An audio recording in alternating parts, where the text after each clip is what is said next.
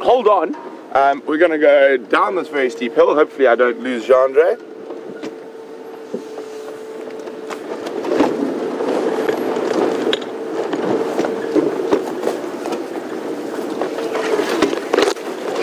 Okay, so hold on guys. I will finish that story, don't worry.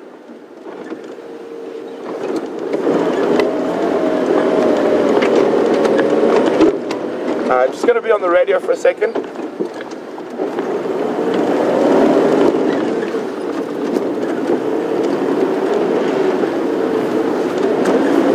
I'm just going to chat to Craig.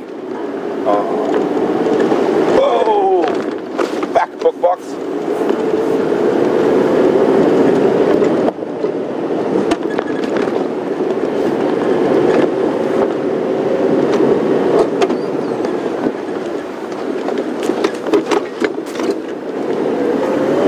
Reason they decided that they're not that hungry. I think it could be Birmingham, who were calling up to the north earlier, so they probably. There we go. James has found them. Hold on. We're going to go through a dip, guys, but we want to get them in case they cross back to the south. There you can see James running down the road, waving his hat at me, encouraging me to go faster and faster. They're chasing James. No, I'm joking. They're not.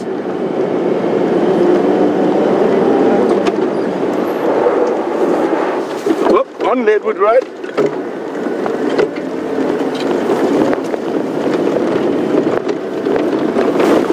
So from what we can hear, there's quite a lot of excitement. There's different male lions calling, and we're not exactly sure who's who and what's going on.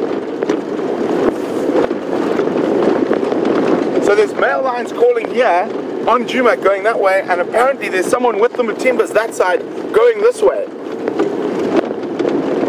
Sorry guys, I'm going to be on and off the radio for a second just to try to figure out exactly where. James, how far up Edward?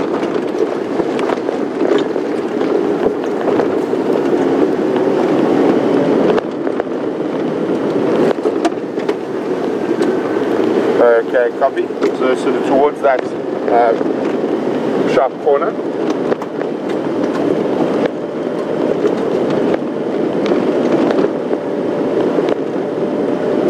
So Jeandré, keep your eyes peeled. Sounds like they're right around this area somewhere.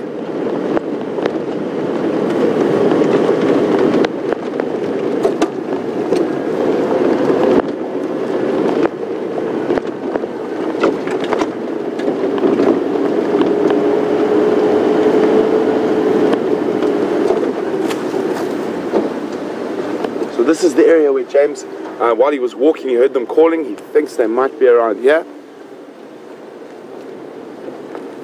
And those, there we go. There's a lion. James, I've located, this doesn't look like a Matimba to me. Too young.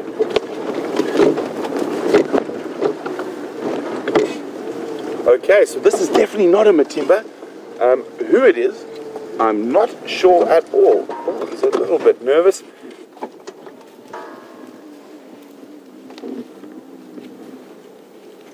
That's I've only got visual of one. There could be a few more. So this is really exciting, guys. I have no idea who this lion is.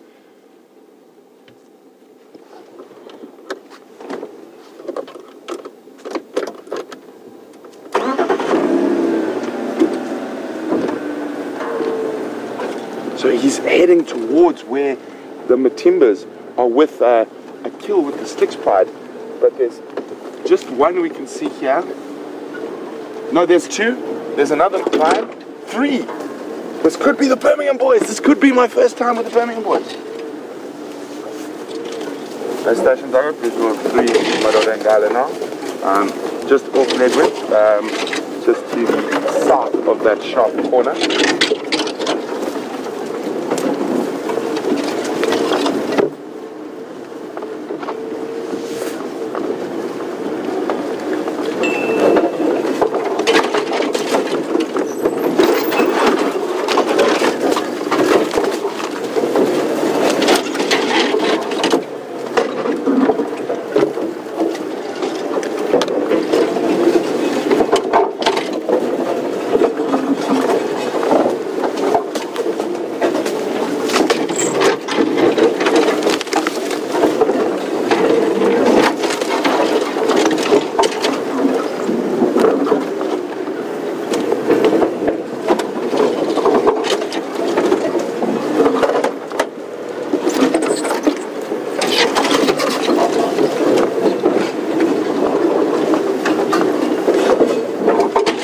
do is I'm going to try to put us right in front of them in case they're going to roar towards the Matimbas.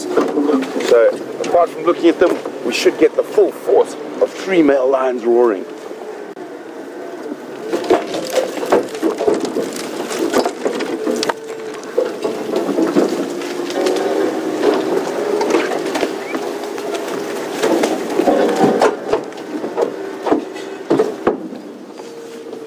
So guys, I'm just getting us into position.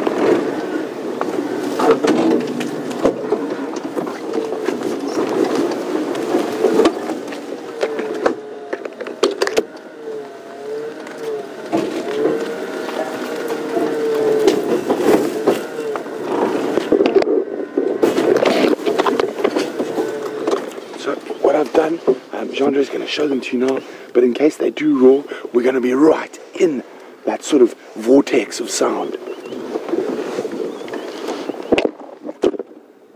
So I've never seen them. Oh, quiet. There's that little grunt before a roar.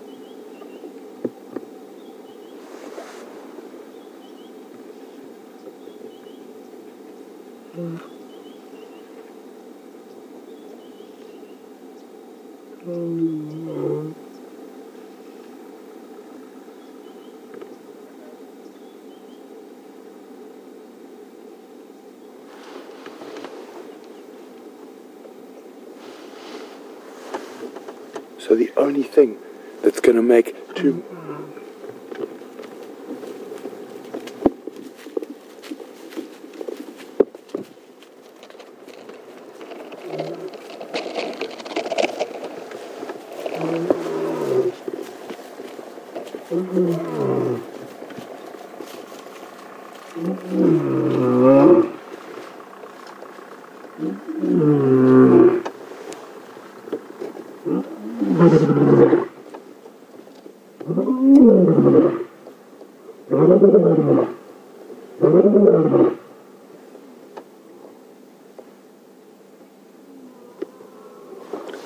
There the Matimbas are answering.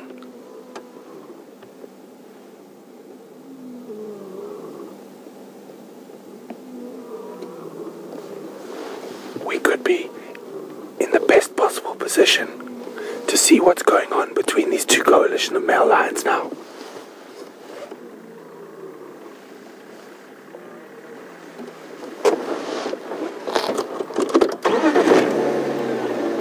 Okay, so we're going to try to keep up with the head of that, and there's, as I was about to say, there's only one reason why two male lions would leave a free meal like a buffalo, and that's because there's a potential threat of other male lions in their area.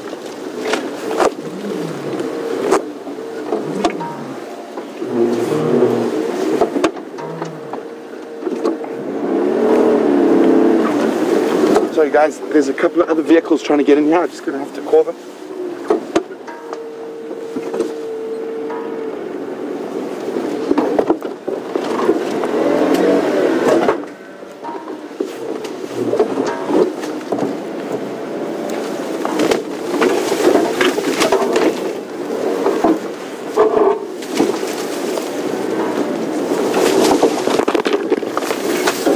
Watch out, Jeandré.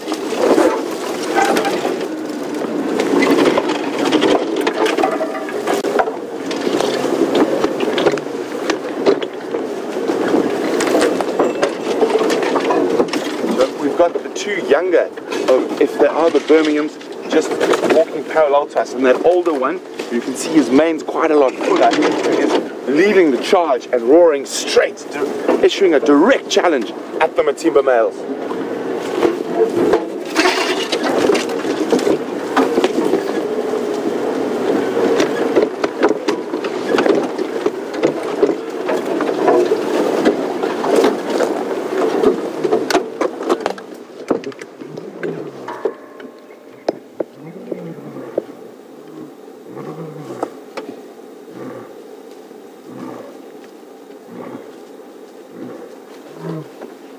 Going to be on the radio for a second, guys. Stations these animals are now mobile due south towards Gary, Maine. Probably halfway between, they'll pop out probably halfway between the Mawati and cheetah cut line.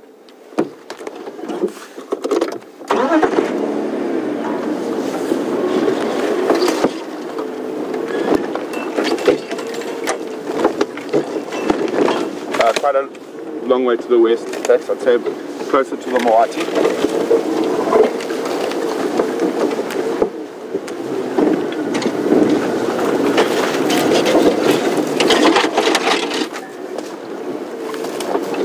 Sounds like James has found the Matimbas quite close by here as well. So who knows what's going to happen? Are these three Birminghams going to run back to the north, or are the Matimbas in for the fight of their lives?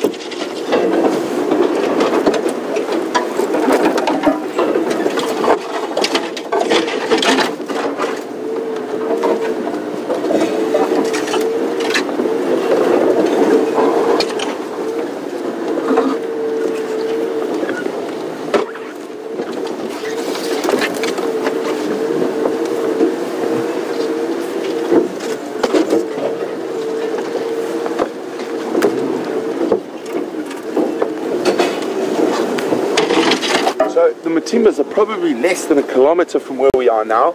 The Styx Pride is also probably less than a kilometer from where we are now. The Nkahuma Pride, I'm afraid, I have no idea where they are. We haven't seen them for a while. No one's seen any tracks. And that's Romeo and Linda were wondering where the rest of the lions were.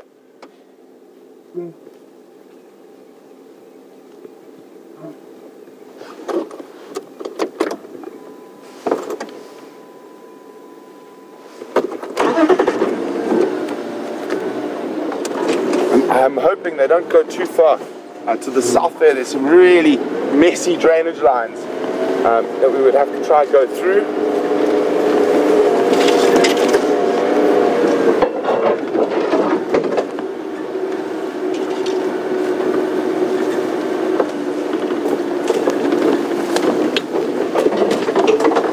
I wonder where the other two Birmingham boys are.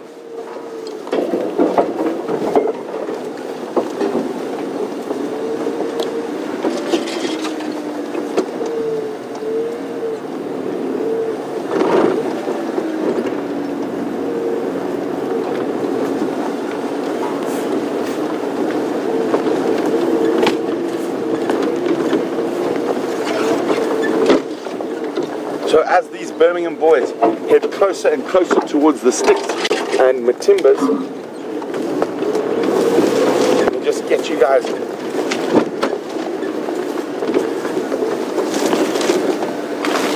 text. They're now heading towards the Misikai. I'm nearly on the Misikai road. They've changed direction a bit.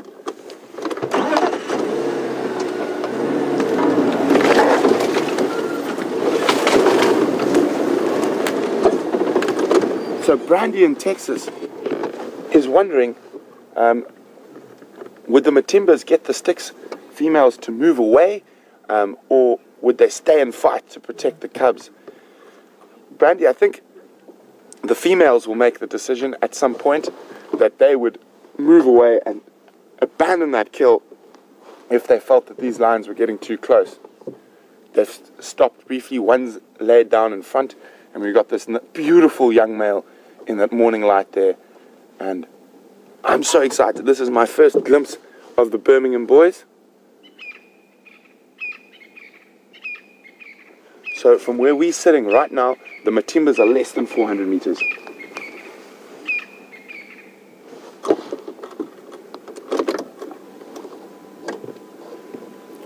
This could be just a testing out foray. Call. Quite a lot of sort of showing off to see whose sounds more impressive. Okay.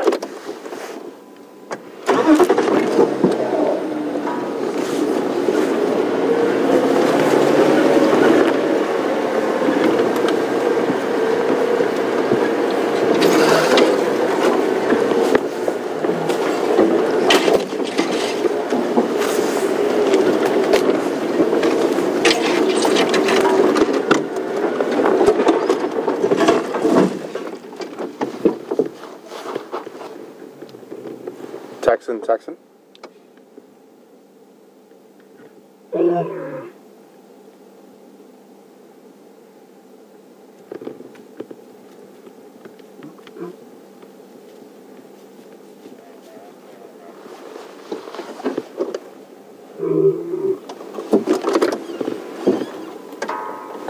These three individuals are now at the old Nisika, heading directly towards your position. There we go. Scent marking in the core of Matimba territory at the moment. This is definitely the beginnings of attempted pride takeover.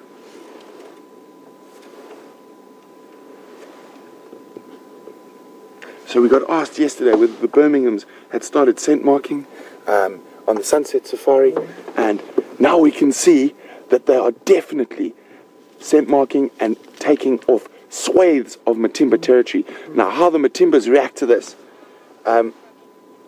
is going to be fascinating.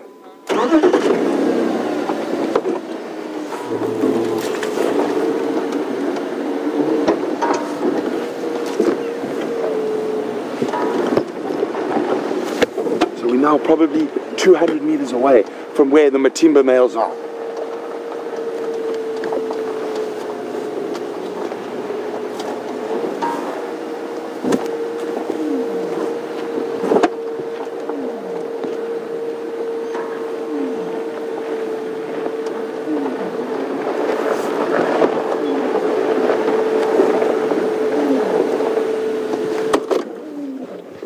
Yeah, the Matimbas calling back at us now.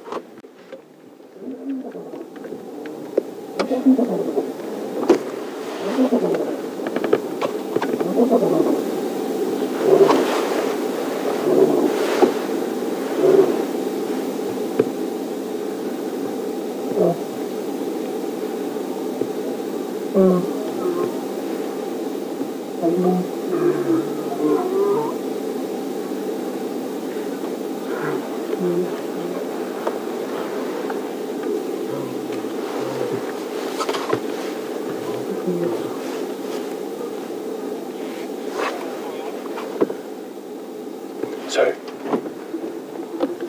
guys, it sounds like James was sitting with the Matimbas and they've run away. Highly mobile south, away from the Birminghams. Isn't this fascinating? I thought for sure that they would stand their ground, but now I'm really interested to hear from the guys to the south of us what.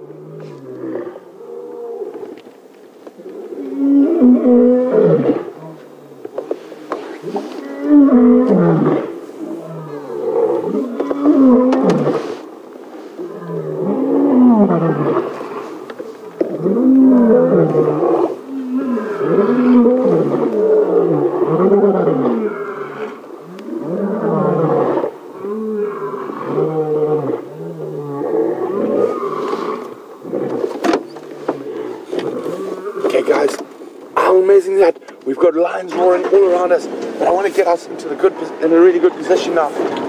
Unfortunately, if they do cross, they're about to cross south over our boundary, unless the Matimbas decide to fight back and head back north.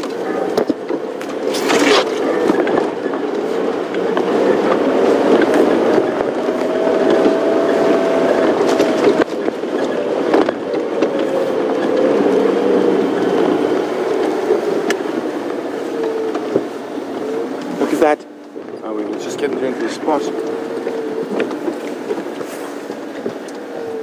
So that's definitely an area where the Matimba males, I've seen them scent mark around here, and you can see these Birminghams. They're smelling, definitely smelling other lion scent marks.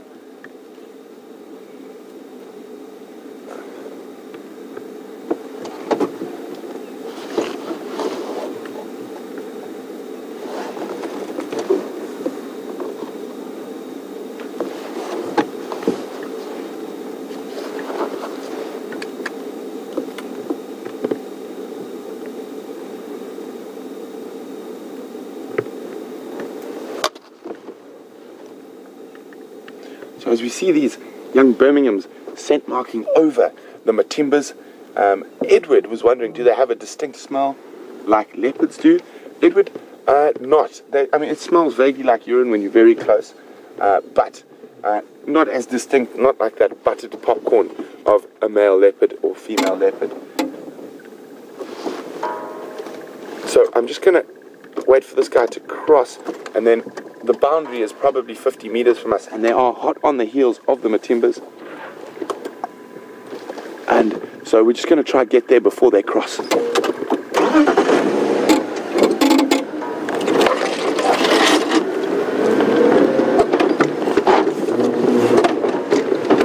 Hold on.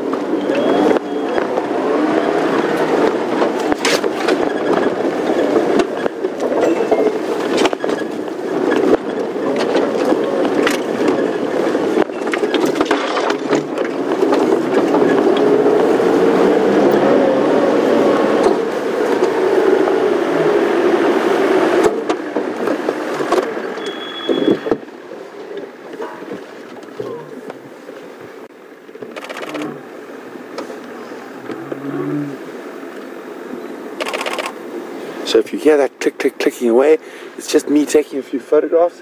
I encourage you guys to do the same. Get some good screenshots. So from what I understand, those two Matimba males were probably lying up just to the other side of the road we are now, and they just decided to run away south. So what a fascinating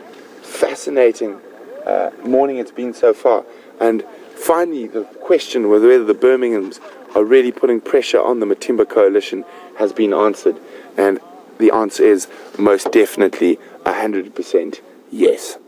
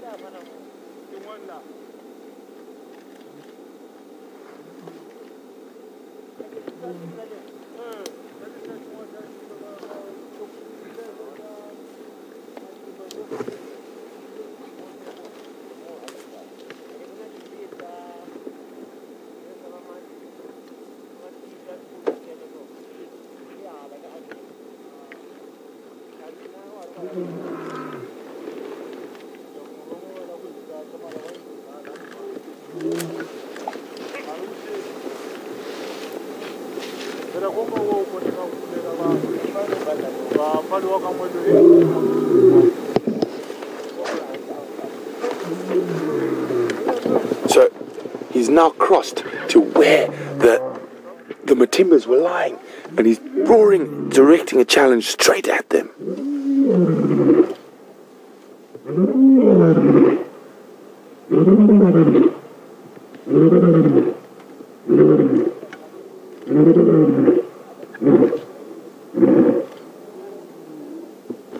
The Matimbas are answering.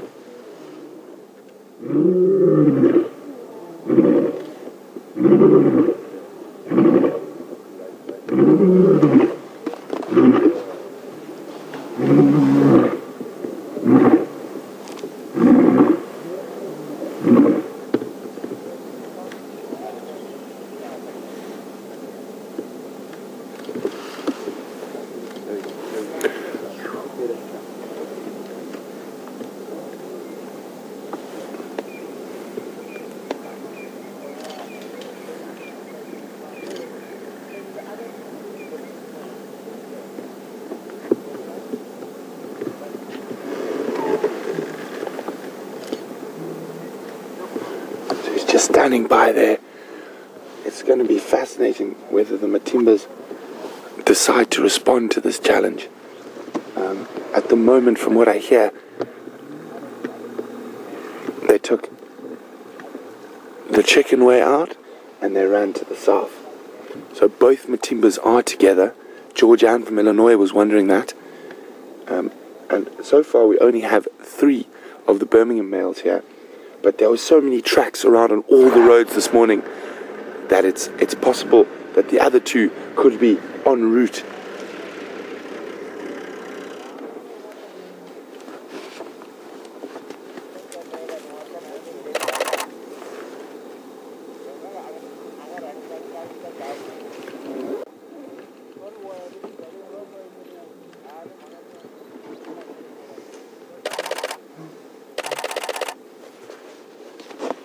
So the other two Birminghams have crossed to join. I'm just going to move our vehicle so we can have a better look at all of them. Isn't this incredibly exciting? The only one slight wish I did have is that the Matimbas ran back onto Djuma and all the action happened there. Unfortunately, it looks like it's going to happen south of our boundary at the moment.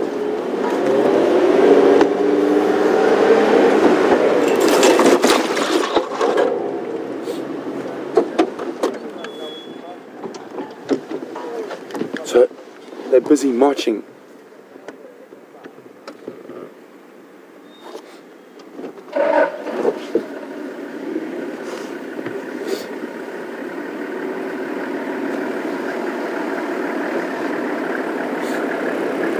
So obviously this is very, very exciting. This is probably the first time a lot of our viewers have ever seen anything like this, with male lions on the march, pushing other male lions. What we'll do is I will discuss it in depth shortly, but we're going to keep having those last views of these males while we can.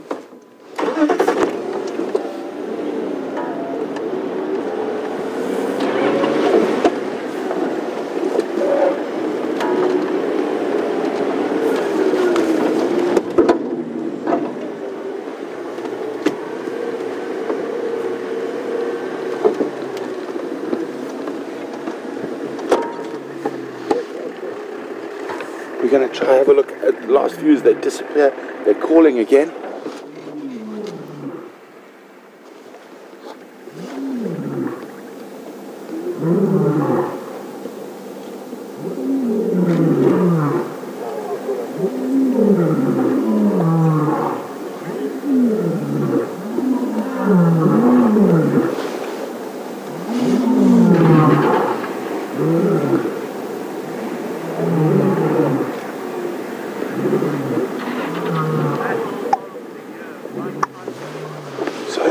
Disappeared now, across to the south. I think the Matimbas are in for a big trouble. The fact that two big dominant adult male lions that have been dominant over this area for quite some time did not even stay to put up a tiny bit of a fight and ran to the south.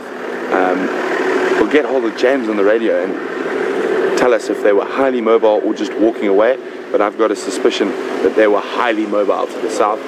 So tail between their legs and fleeing from the young marauding Birmingham boys. We're just going to try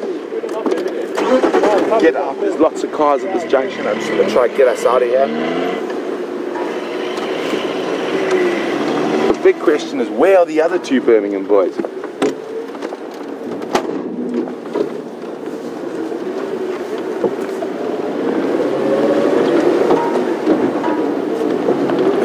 We're just going to get away from all the pandemonium and traffic on the boundary, and then I'm going to stop and we're going to discuss and go through what's just been happening.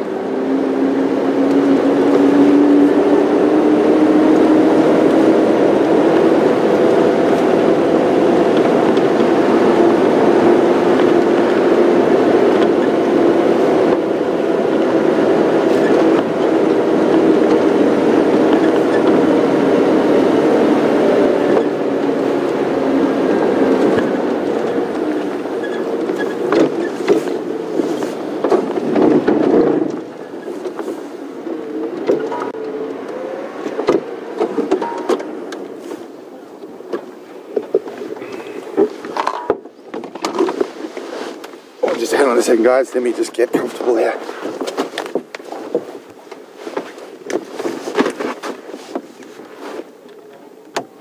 What an absolutely fascinating, fantastic morning. You can still hear the lions roaring in the distance now. And obviously, I'm just as disappointed as you guys that we can't stay with that action. But who knows what's going to happen. Maybe the fight or chase will come back onto Djuma at some point. We'll definitely be checking the southern boundary really, really carefully. So there's quite a lot of questions, and I'm sure you guys are really as excited as me is about what's happening. But Jen, and I'm sure Jen's worried about the Styx cubs and females, and she'd like to know where exactly that kill is in comparison to where these lions were. Almost directly where those Birmingham boys were heading. I will try get hold of some of the guys from the eastern sections a little bit later on a different channel to find out if those Styx lionesses did move off immediately. My sneaky suspicion is they have left that buffalo and they have hightailed it out of there. The Birminghams look like they're the ones who are going to be scoring a free meal at the moment. That'll also be a really interesting thing to watch, whether they stop and feed on that buffalo or they decide to keep putting pressure on those Matimba males. Oh, okay. So much excitement so early in the morning. How can we... So let's start basically back. Let's calm everything down. And let's talk about pride takeovers. Obviously, we've chatted quite a bit about speculation. Now we've seen what's happened. The Birminghams for quite a while have started calling up in the north. This is definitely the furthest to the south, I think, they've ever been seen. I know they have occasionally gone into the western sections, and they did that. Matimbas are now heading east at speed, and the Birminghams are now just over the air. You can hear the Matimbas getting further and further and further away, but still roaring back. So basically what they're doing there is they're trying to sort of pretend they're still big and strong, and they're trying to intimidate those young males by vocalization, and obviously it does not seem to be working at the moment. It'll be very interesting to find out whether those male lions do stop at that buffalo carcass or continue to push the Matimbas. So as male lions get to this sort of age, the young guys, the Birminghams, they start getting a little bit more cheeky. So they'll start calling in another coalition's area, and they have been doing that for quite a while now. We've often heard those 5 male lions roaring to the north of us, and then this morning when we first heard the lions calling, now it makes me wonder. We were pretty sure we heard Birmingham's to the north at around 4:15 and Matimbas to the south. So the Birminghams then seem to have responded, and they've literally walked a hell of a lot of roads in Djuma. Like literally almost every road around Pangolin, Weaver's Nest, Central, Basileia, Vulture's Nest, Nyala Road South, Mumba Road. It's just got lion tracks all over it. So what's possible is the Matimbas might have been there, or this could just be Birmingham's scattering. And it'd be very interesting to see. I just heard now that the other 2 Birminghams have actually crossed south, but further down. So all 5 Birminghams are actually in the south, and I'm quite sure they're going to join up to carry on using that sheer force of numbers to put pressure on the Matimbas. So what's going to happen now is one of 2 things. Sometimes lions transition or between the males can be a relatively non-violent thing, and a lot of roaring and posturing that the Matimbas just keep running and running and running and running until they're completely pushed out of their territory. What happens more often is that this will eventually come to a fight, and what will happen is those Birminghams will literally hunt down the Matimbas and kill them. I think that's what in my experience, that's what happens more normally. All the Matimbas might be decide discretion is the better part of valor and gap it. So obviously for the Matimbas now, probably the toughest time since they were young males that have been expelled from their natal pride is coming ahead now. So they're going to be sort of nomadic males, sort of sneaking around the peripheries of and sneaking through the territories of other male lions, hoping not to be caught. They do tend to linger quite a bit, so they will sneak around and still try spend time with the Styx pride, then Kahuma pride. Now with the lion prides, the female prides at this moment, obviously from the Styx point of view, this is very bad news.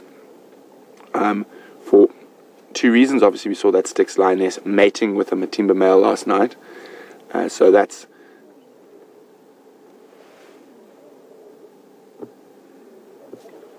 Sorry guys, just listening. Because if there's a big fight and chase, you never know which direction they're going to go.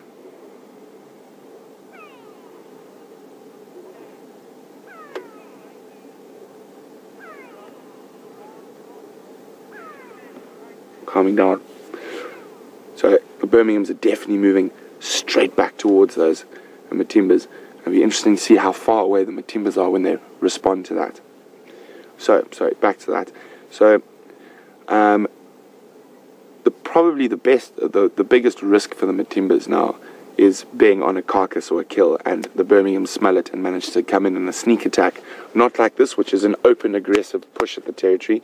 So now they've sort of, the fact that the Matimbas are moving off, they might sort of feel that they've got the upper hand. This could change. The Matimbas might fight back tomorrow, and they just don't feel like it today. And the thing is, you never know what's going to happen. But as I was saying, the biggest threat now to the female prides, oh, they're just calling and calling, the female prides of lions is these Birmingham boys, and specifically the Styx pride, because they do have 3 young cubs, as well as the one female has just been mating with the Matimba male. So very interesting time. Unfortunately, and I know a lot of you are going to be very, very upset to hear this, is that it's probably very unlikely those 3 cubs will survive to adulthood. Most likely scenario is the Birmingham boys will unfortunately remove them, and in removing them will cause the females to come into estrus again, and so they can mate and try sire the next set of cubs. What's very interesting, and this is very new sort of information that's come out of a very recent study, is that with lion and leopard, when there is a territory takeover like what's happening at the moment, the females, that first set of estrus after their cubs are killed, or that first set of estrus that they have with new males, is almost a false estrus. So it's a false estrus. They will mate, but there will generally be no cubs from that mating.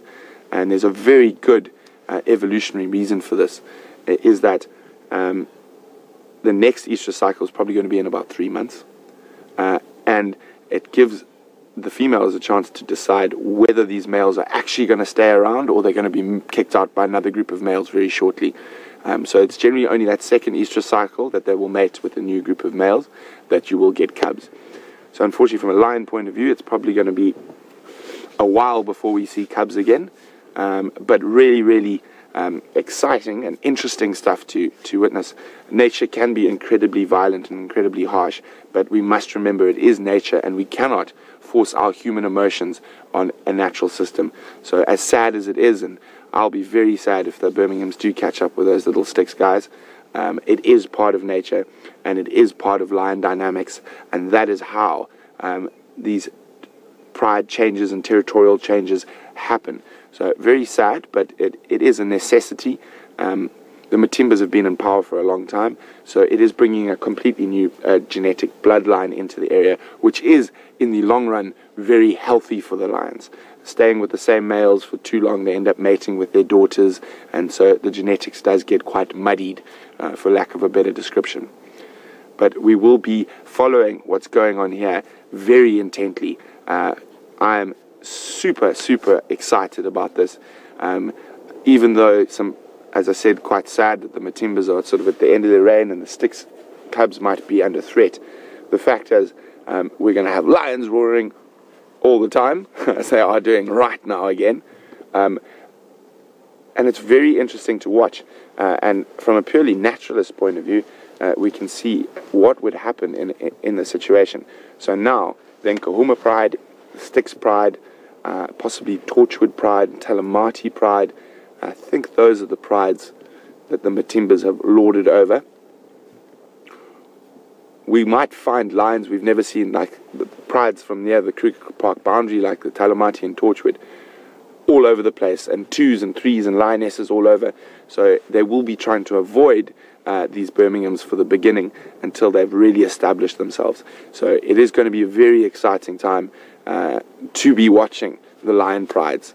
So obviously a little bit sad about what's happening, but also at the same time very excited, and we still have to remember that this is a natural system. So now what? So much excitement, and the lions are calling just over the boundary, and I actually think they're coming closer.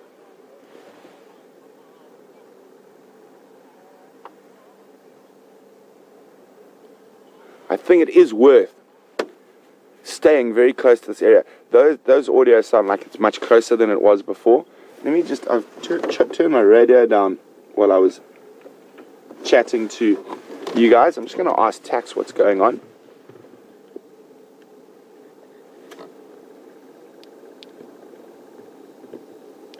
Stations are those. My daughter's heading back north.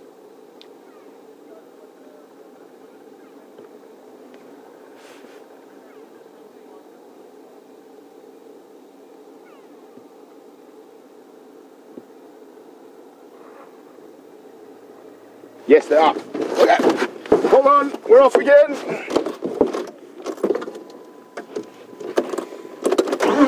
So it sounds like the Matimba posturing might have paid off. That's why I didn't want to go too far while we were talking. We just wanted to get away from the other vehicles. I've now knotted myself completely with my earpiece, so just give me a second. So much excitement. Now the Birminghams seem to be running away from the Matimbas. So this is what happens quite often. There's a lot of sort of up and down in these pride takeovers, and they're by no means over in a very quick succession normally. So I can see 3 males, 4 males. Okay, we're just going to try to get in front with 5 males. So all 5 Birminghams.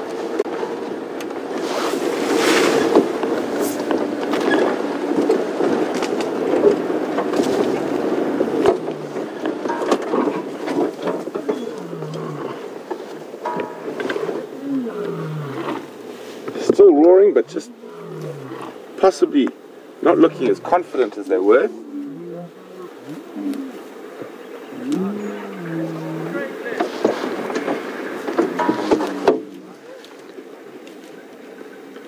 So they came running back out of the south. So the Matimbas decided obviously to give a good account of themselves. And obviously it's quite frustrating for us because we don't know exactly what happened down there.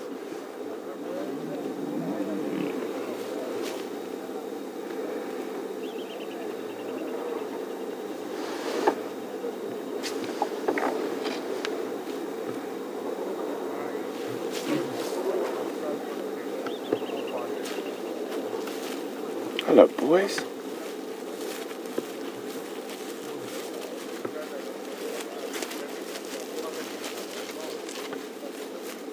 Okay, guys, Tex says he can see the Matimbas coming behind them. So really exciting what's going on now. So the Matimbas, maybe they had some tactics, move away and then come back with force.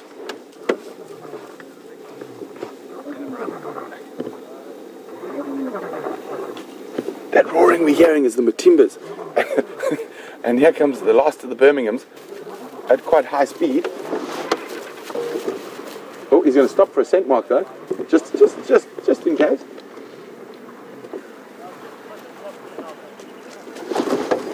These lines are running, so I'm going to have to go quite quickly to stick with the Birminghams. I'm quite sure we might get a chance to see the Matimbas a little bit later.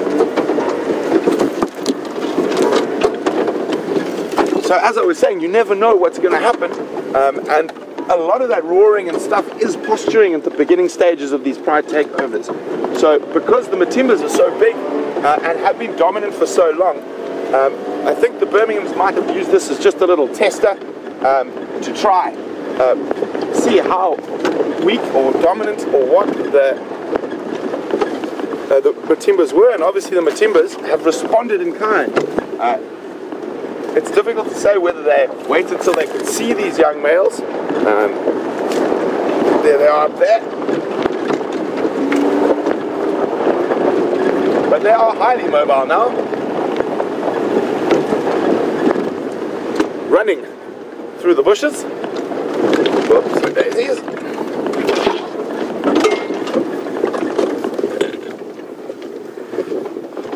Looking back over their shoulders.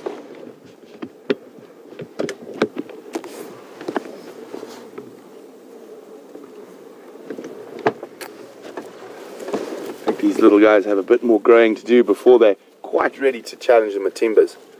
I think if they happen to catch a single Matimba by itself, it might be a very different story. But the two together, all that experience they've had, they've been in many a fight with male lions, I'm sure. So that will definitely count in their favor. Whether these guys probably haven't fought too much apart from amongst themselves yet.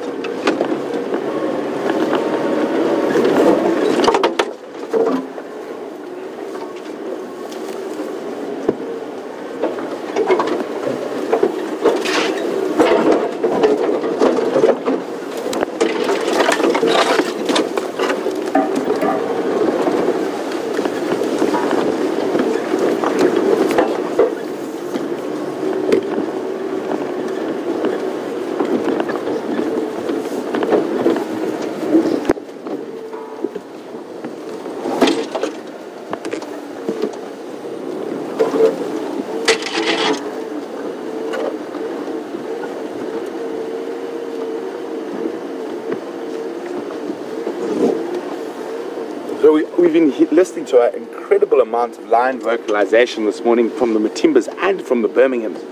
And Sandy from Indiana said she's read that lions can determine how many coalition members they are facing by the calls. And do I think this is what happened this morning? I think most definitely to a degree, Sandy. What happened is they would have had 3 or 4 or 5 calling, and they would have gone, uh-oh, and they would have moved away. Then possibly if they got a sight of them and realized the age of them, they might have sort of decided, hey, hang on, we're not going to be pushed around by these young bucks just yet, and decided to come back towards them. So guys, just be on the radio, just let the other guys know what's going on. Touch, touch.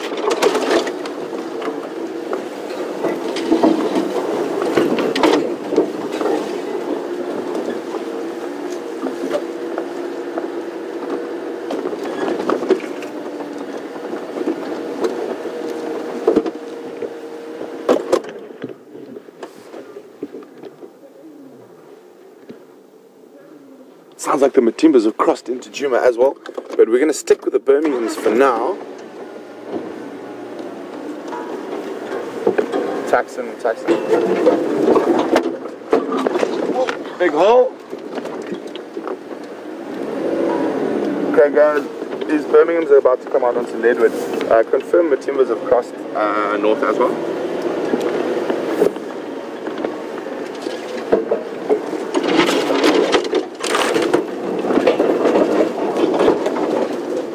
Copy, thanks very much, Craig. I'll stick with the Birminghams for now.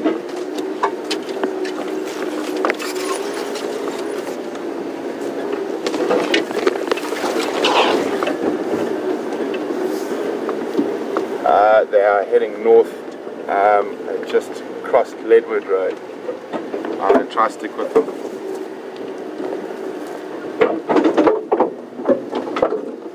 So they are going into quite a difficult area.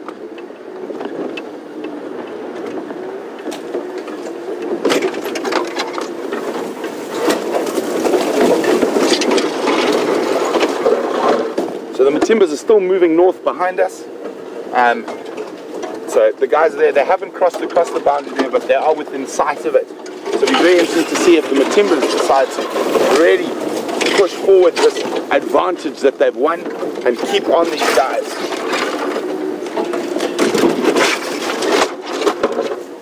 And I've just heard, sure, it's a very much a lion move. More the Kahumas have been found just to the east of us in Torchwood. So lions and lions and lions everywhere today.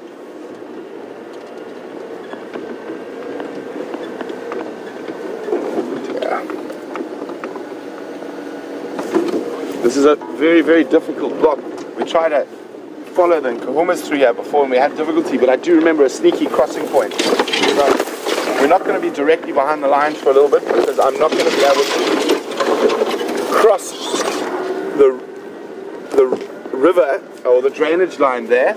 But if I remember correctly, I should be able to cross where that weeping boerbean is, and the lines will be just up to our east.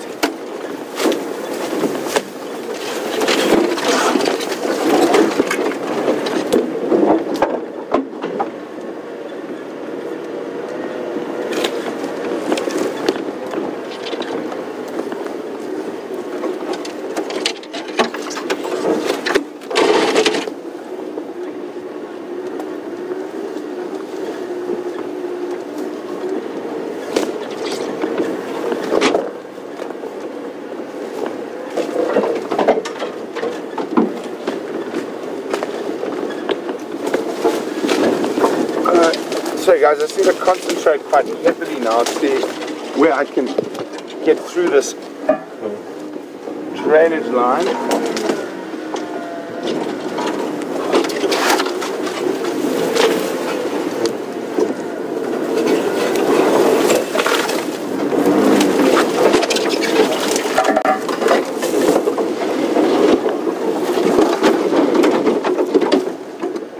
You just see the lines disappearing. I was slightly off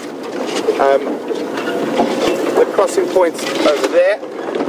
I actually think I've been through this crossing point with Jeandré before, and it's probably one of the more difficult ones we ever cross. The Birminghams are calling back behind us, even though they're running away.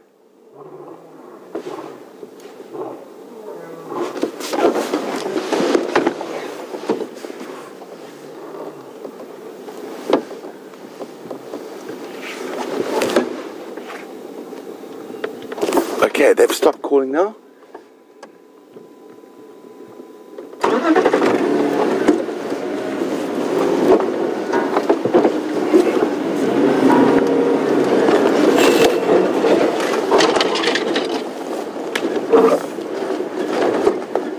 Okay, watch out, Jeandré.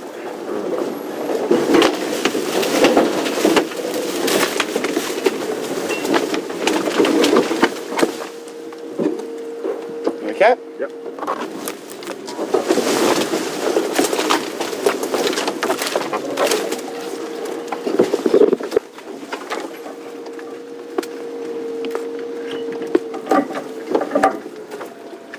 Okay. Easy peasy lemon squeezy. Catching up with the lions on the other hand might not be that easy.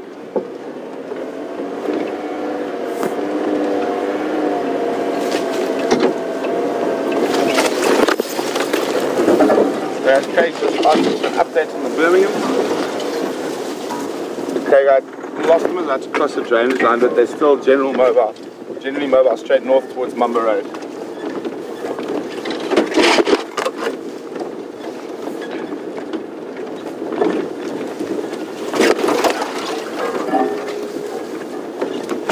So this is an incredibly thick block. So what I am going to do is I'm actually going to go out, up onto the road and try to loop around to the next road. Fortunately with them vocalizing, watch out, corns behind you, Jeandré. As they are moving quite quickly and they're moving very, very much in a northerly direction, we've got a good chance at finding them again, especially because they are vocalizing as well.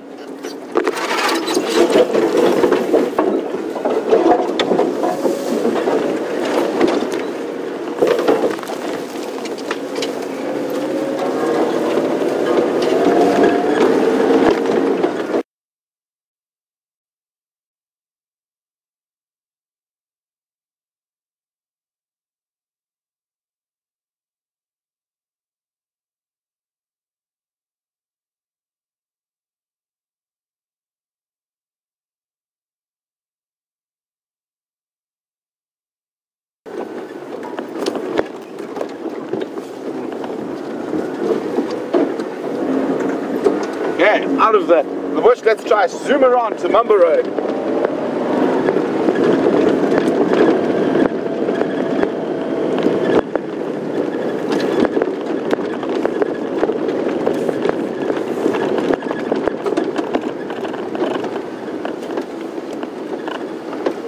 There they are, they've stopped in the road.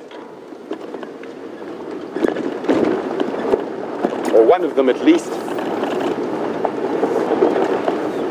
I think they're probably stopping to listen to see if the Matimbas push them further.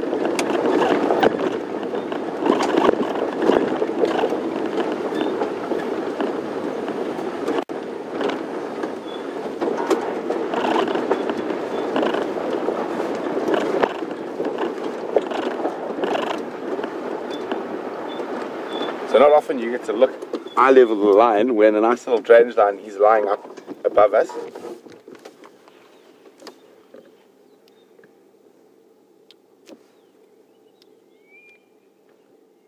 Birmingham lying up on Mumba Road. about 100 meters to the west of the junction with Drakensberg.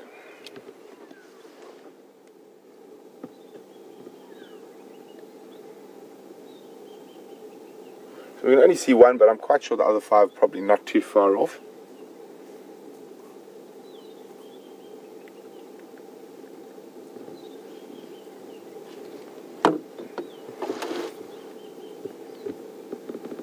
Staring directly towards where the Matimbas were coming from, listening intently, trying to see if they call back.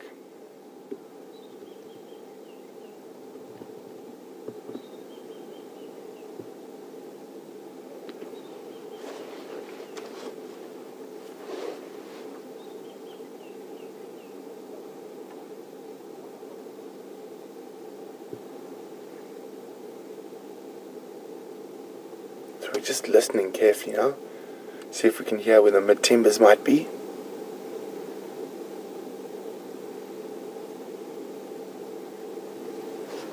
Here come more of the males. I'm just going to move forward a little bit.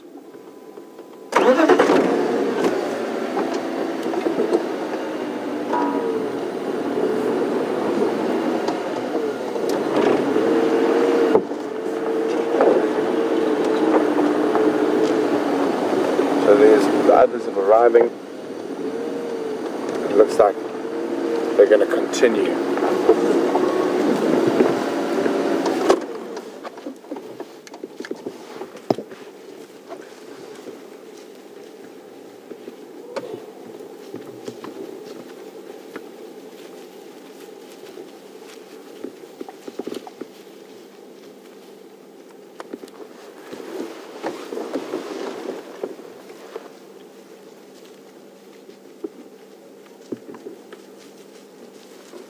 So,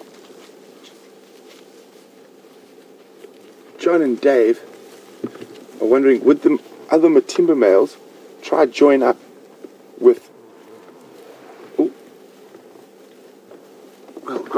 would they try join up with the other 3 northern Matimba males to increase their numbers? And, well, John and Dave, unfortunately, I don't think they would. They've been apart for so long. And also the fact is that there's now a new coalition of males that is in between the separate Matimba coalitions called the Salati males. So I think it'd be very difficult for them to join up with the other Matimbas. As far as I heard, the other Matimbas are actually all the way in the Timbavati Game Reserve, so completely on the other side of the Manuleti. So I think there's very little chance of that happening. I think they're going to have to fight for themselves.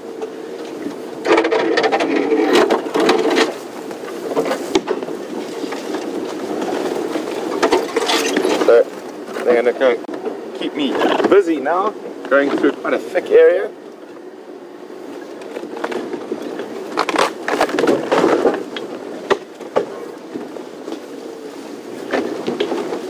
Fortunately, I have followed quite a lot of animals through this area, so I know a few shortcuts.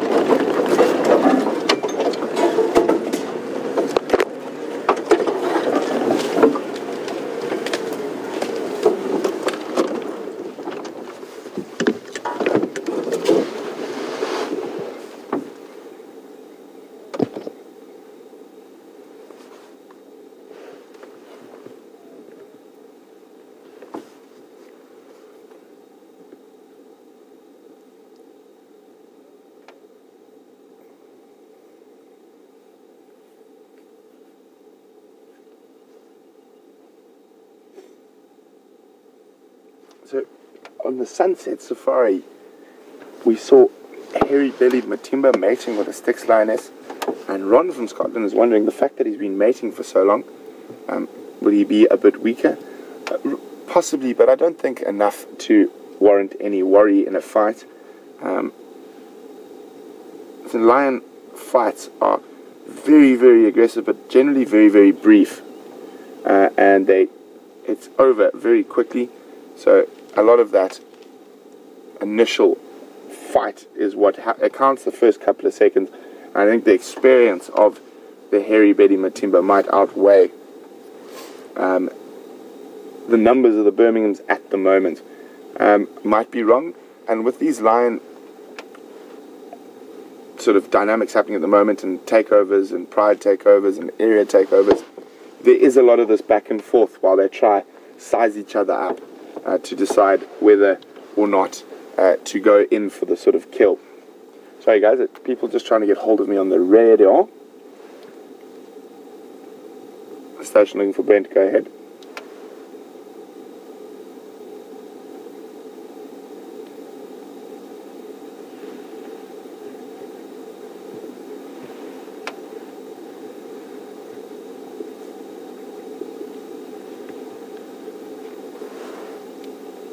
Birmingham lying up now just probably 100 meters to the north of Mumba Road on the western side of that small drainage.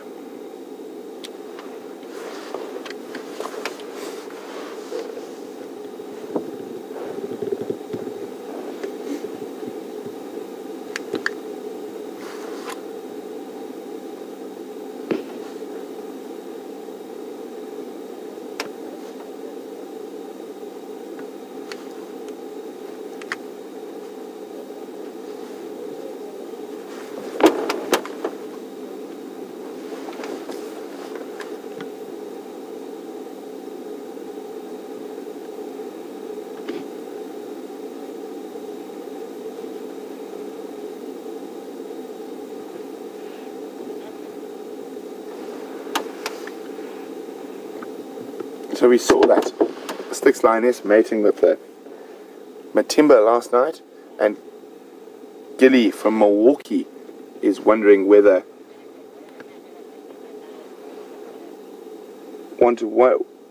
Gilly from Milwaukee would like to know whether she would mate with these Birmingham boys now that she's still sort of just off estrus.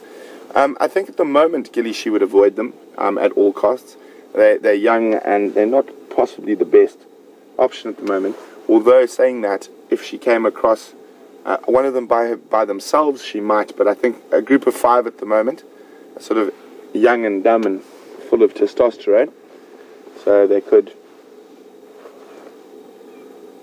possibly even attack her and be not sure what to do with her. So it's quite interesting to see what's happening at the moment.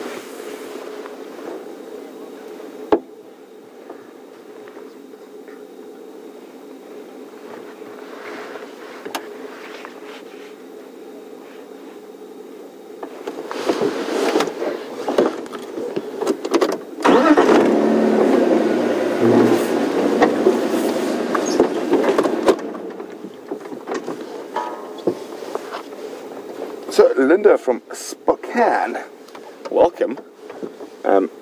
Linda's on the mating and cubs and whatnot. Linda's wondering, would the Birminghams know that those cubs are not theirs? And from that lioness who was mating with the Matimba last night and killed him? Most definitely, Linda. Almost all cubs that are going to be born now or been born in the last 2 years are under threat from the Birmingham Boys. This guy's got quite a sort of rough look about him.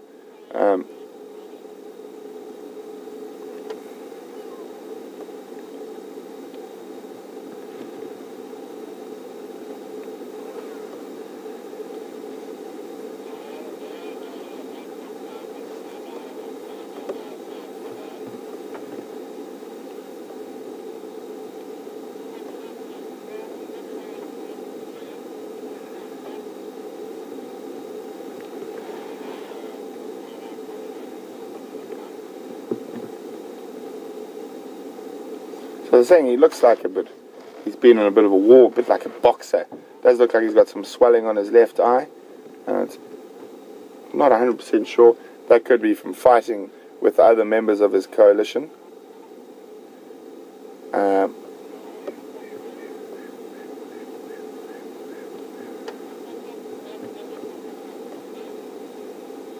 There we go, you can see.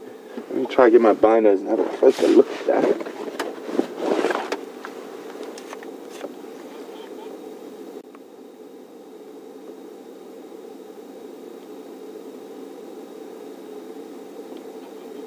So, a little swelling. It does look like his eye is leaking a little bit of fluid, and that's possibly giving him that dark, almost like he's got a black eye impression.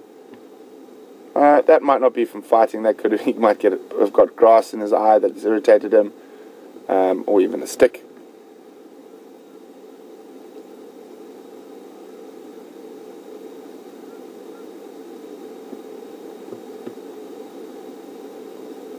But even if you look at his nose,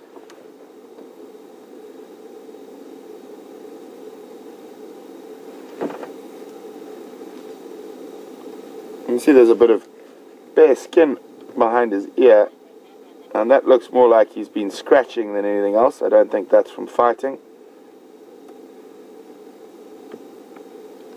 When you look at his nose, he's got lots of scratches on his nose.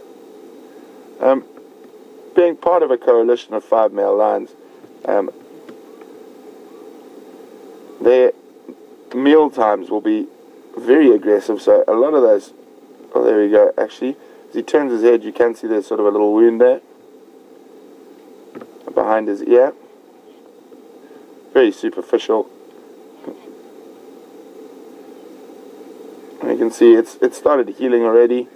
Nothing very serious there. I'm pretty sure that was probably from one of the other coalition members.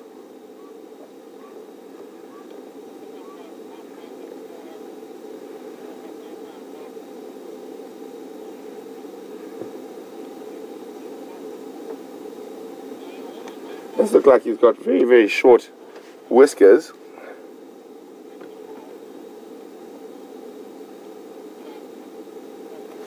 That's quite strange. And you can have a look, or when he turns his nose is starting to go black. He's got a pink spotty nose.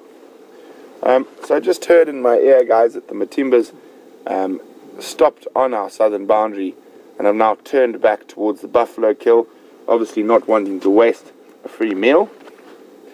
I will try to find out later in the day from the guys to the east of us whether the Styx and cubs stayed on that kill or they did skedaddle.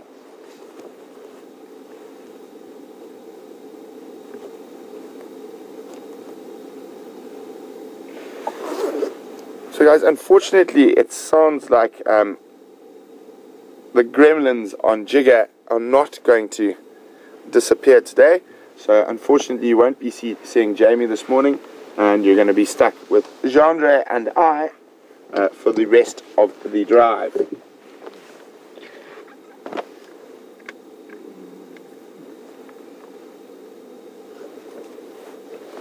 Warming up quite nicely at the moment, losing a few layers.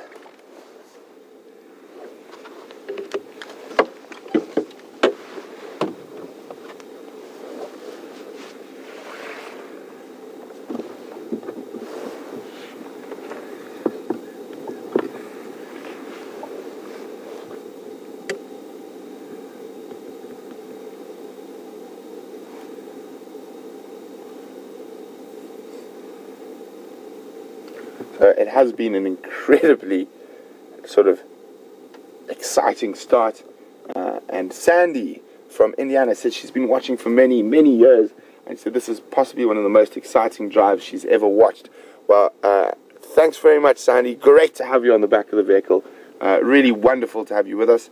What I am going to do now is I'm going to try reposition slightly so we can have a look at some of the other males.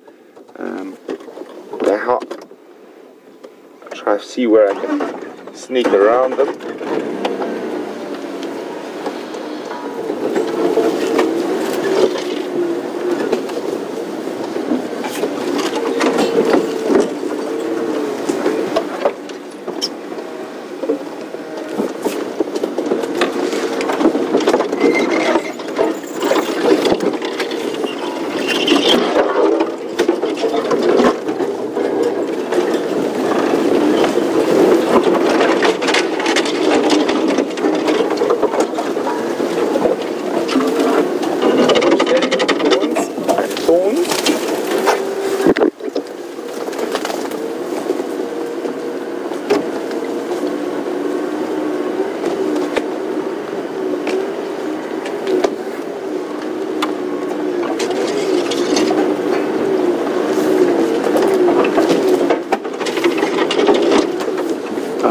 Jeandré?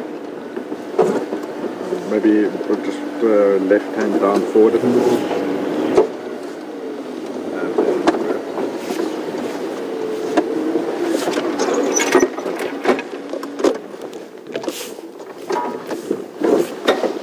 So then we can have a look at two of the other males, and it's fascinating that although I'm not 100% sure, there probably is a little bit of variation in age between them, but even then if you have a look from their manes, variation in manes between animals of the same age, and that was very apparent in that coalition I spent a lot of time with a few years ago called the Bboys, and there was quite a famous one who got nicknamed Mr. T because he had a mohawk like Mr. T from the A-Team.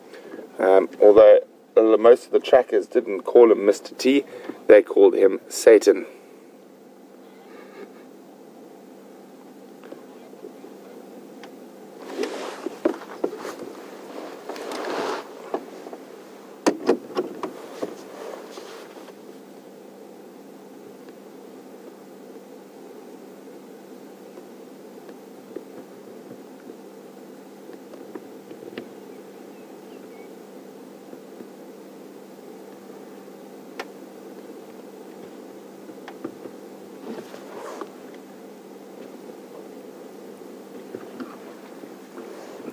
So guys, I think these guys are probably close between 4 and 5 years old, but I'm not 100% sure, and this is the first time I've seen them. So if any of you guys have a little bit more information about that, please could you let me know if you know how old they are. And as James and I were discussing them recently, with a name like Birmingham, I'm pretty sure they've come from the Matimbas, a farm called Matimbas near a place James used to work. So they are quite far from their natal range. That's obviously what you want with male lions. So they're not mating with their sisters and mothers and aunts.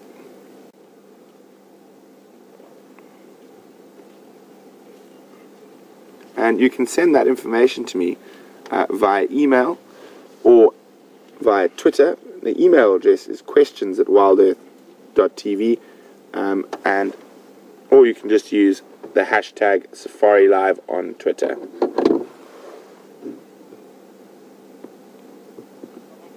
So we've got 4 visual at the moment, and I'm sure the 5th is lying somewhere close by.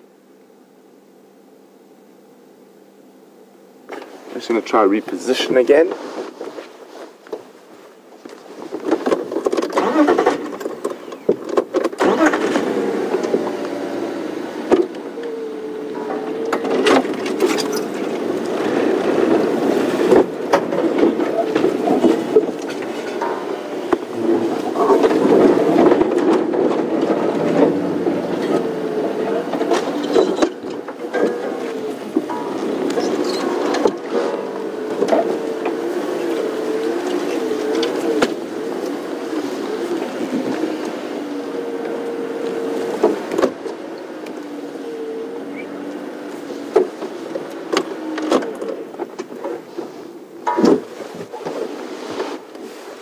So, what an exciting drive. Lisa's wondering if I've been able to work out who's the most dominant of these males. Not yet. It was quite difficult because we only had 3 for the beginning moving, and the other 2 had already crossed into the southern section. Excuse me. But hopefully we will be able to figure it out as we spend more time with them. It'll be very interesting.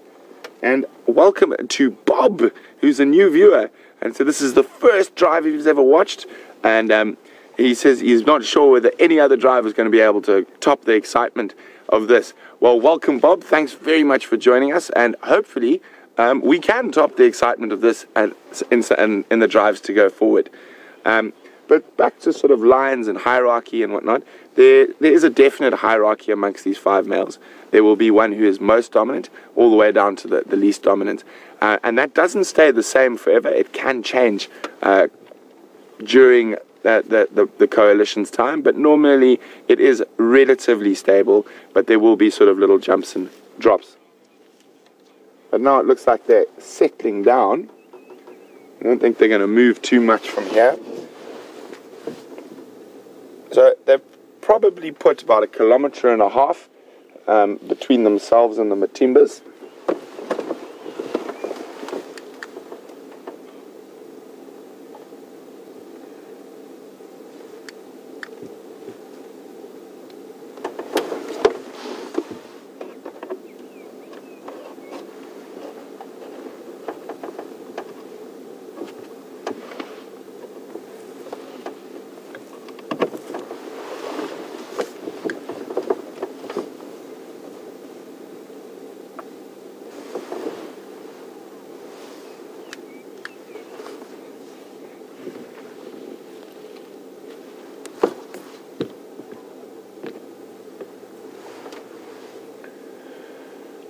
I know a lot of you guys have become very fond of a young junior of the Nkuhumas, and Amy is wondering, is he in danger from the Birmingham Boys? Amy, an emphatic yes. If these 5 males got hold of him, they would tear him limb from limb.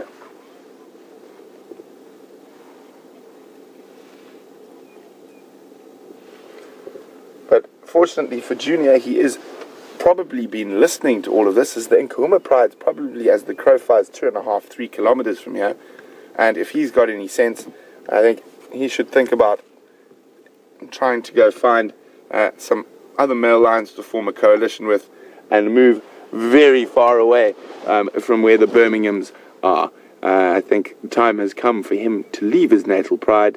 Like with all young boys, I'm sure he doesn't want to leave his mum, but it is his time to do that now. So we now have a bunch of flat cats. So I think we're going to wait here a little bit longer, but we will move along to see what else we can find. Sorry guys, I'm just going to be on the radio for a few seconds. Good morning, Tom, go ahead.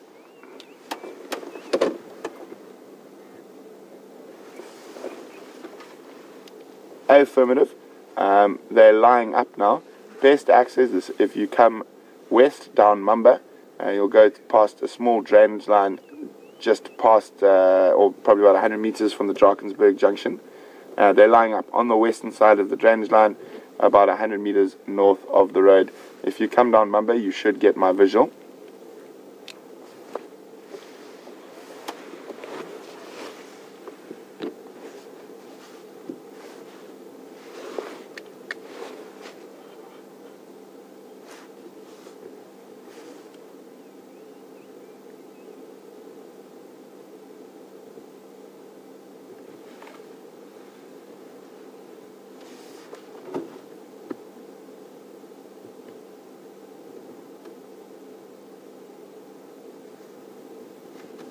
Thanks very much, Lisa, who's let me know the Birmingham Boys were born in 2010, so roughly around 5 years old, between 4 and 5 years old, as was my estimate. And Bouleray is wondering, does black maned lions mean more testosterone? In some of the research and stuff I've read, apparently it does. The darker the mane, the more testosterone in the individual. So very interesting, although I have seen light-coloured male lions also be dominant over black male lions, even though they have more testosterone. But I think there's an ongoing study, and it'll be very interesting to watch where that study goes further. Sorry guys, I just need to get Tom into the sighting. So I'm going to be on the radio for a little bit.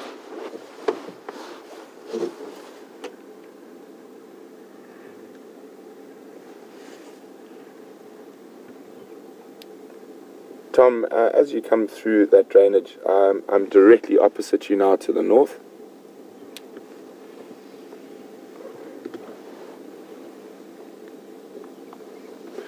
So guys, I'm going to put this up to you. To quote The Clash, should we stay or should we go? I don't think there's going to be any more action from these boys today. I think they're going to be flat cats. But you guys let me know whether you would like to move on or stay with Sleeping Lions. As I say that, heads are up. I think with their magnificent hearing, they can probably hear those lions feeding on the buffalo carcass. But I cannot hear a thing.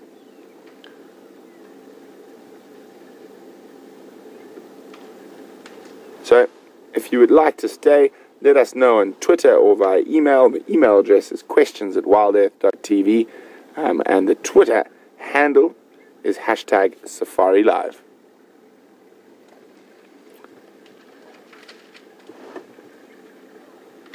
As I said, I don't think they're going to do much more.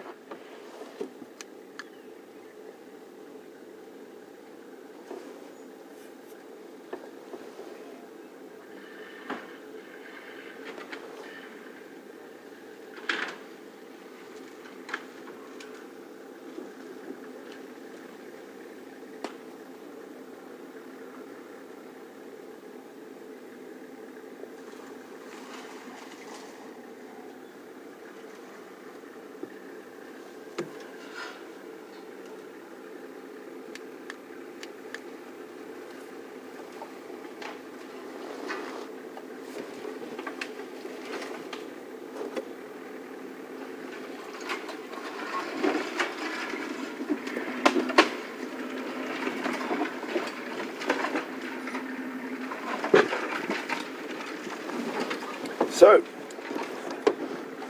very, very interesting times ahead with these lions in this area, with all these males and coming into this area. And even though they did give way to the Matimbas eventually, they didn't stop too far away, and they're still looking and listening intently to that area where the Matimbas are.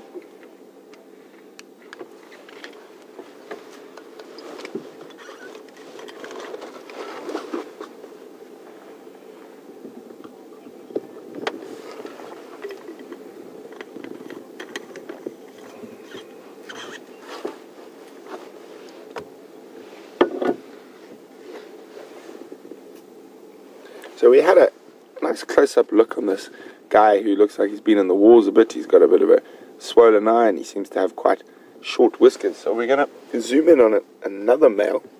It might be a little bit prettier, more mane sort of like mine than like that guy's.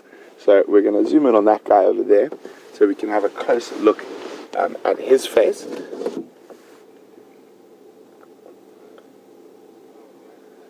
You can see he doesn't have any swelling on his face at the moment. Let me grab my binoculars so I can have a look at the whiskers. They also are quite short. Sorry guys, just getting hold of me on the radio. Standing by.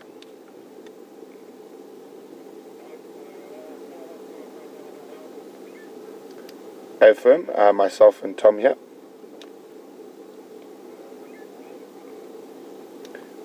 Mumba Road, if you come west on Mumba, cross that small drainage line 100 meters from junction with Drakensberger. We are then probably about 100 meters to the north of the road on the western side of that drainage line. All 5 animals here lying up.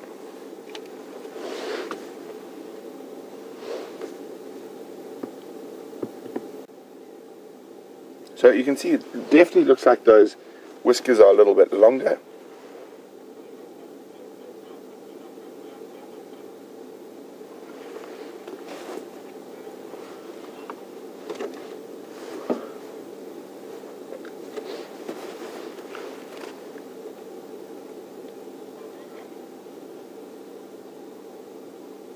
You can see he's got a nice little scar on his lip. And being part of a coalition of 5 male lions, they are likely to have a lot more scratches. Sorry guys, I'm just trying to get Abel into the sighting. Oh, we have some action up here. Oh, he decides, looks like he wants to roar back. It's the guy with the swollen eye. And he's now moving. I think he might be looking for some shade. Difficult to say. Let's see what the other guys do.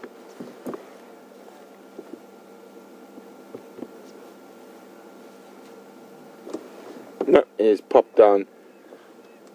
Just decided to look for a new position.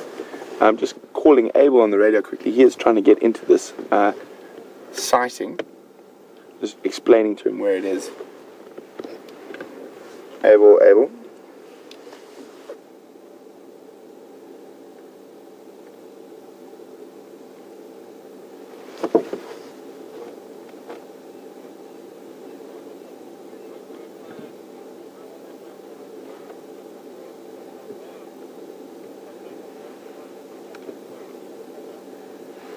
Negative, just keep coming on Mamba, and I will get your vehicle visual from where I am. So just keep going west on Mamba through the drainage line, and then if you look sort of northeast from there, you'll see our Morva is.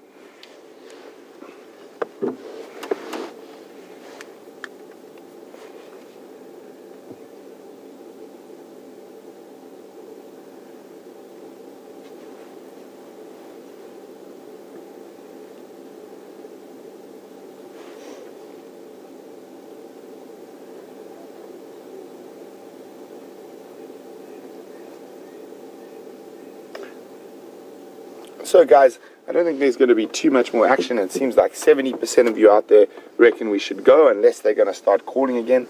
I don't think they're going to call too much at the moment as it gets hotter. I think they're going to rest up here. But don't worry, I'm sure James or Jamie will be following up on these boys very quickly this sunset safari as well. And I'll definitely be out tracking and hanging around where they are. So we're going to make our way out. I did see some tracks of a big herd of elephants as we were zooming to get to the line, so maybe we'll go have a look for those. And we're gonna say goodbye to the Birminghams for now and be back I'll definitely be back later on in the sunset safari. I don't think there's much reason to come back now, although one male has decided to get up again, so we'll follow him. So this could be the beginning of working out who is dominant in this coalition. The fact that he's walking back towards where the other male lions are, and let's go have a look what's happening.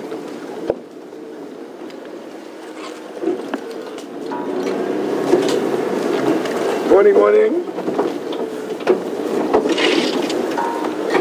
Now, if the others decide to start following him, that is a very good sign that he is the dominant.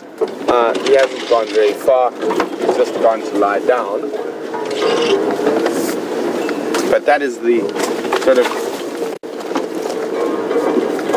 boxer-like looking lion who's got that sort of black eye and scratchy nose and a scar behind his ear.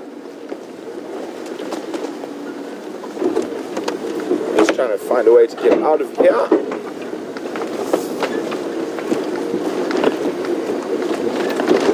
Just go.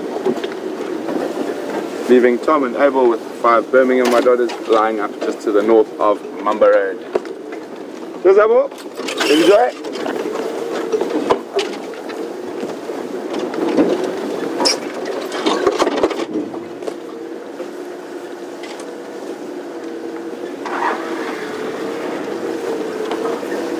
Okay.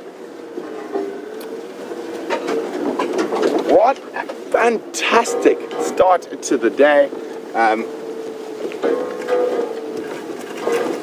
Well, a lot of questions that we've been asking for a while about what's happening between the Birminghams and the Matimbas have been answered, and answered quite emphatically. The Birminghams are definitely stepping up their game and making a play for the Matimbas concession. So, exciting times ahead.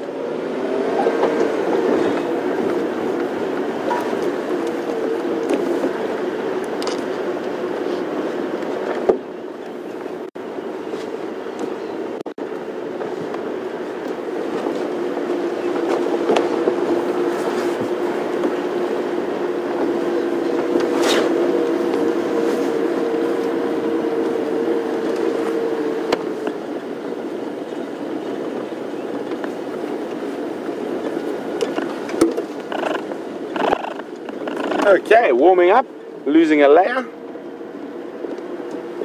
Last night was quite a lot warmer over the night than it has been for a while, so So I'm hoping the temperatures are going to keep getting warmer and warmer. Oh!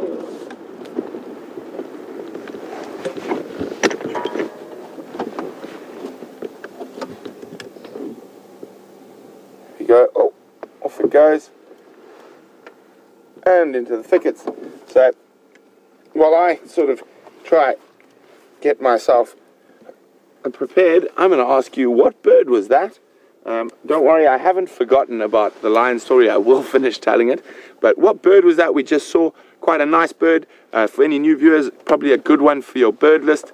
And you can send your answers through to #SafariLive on Twitter or on email to questions@wildearth.tv. Just hang on, guys. Jamie's calling me on the radio. Standing by.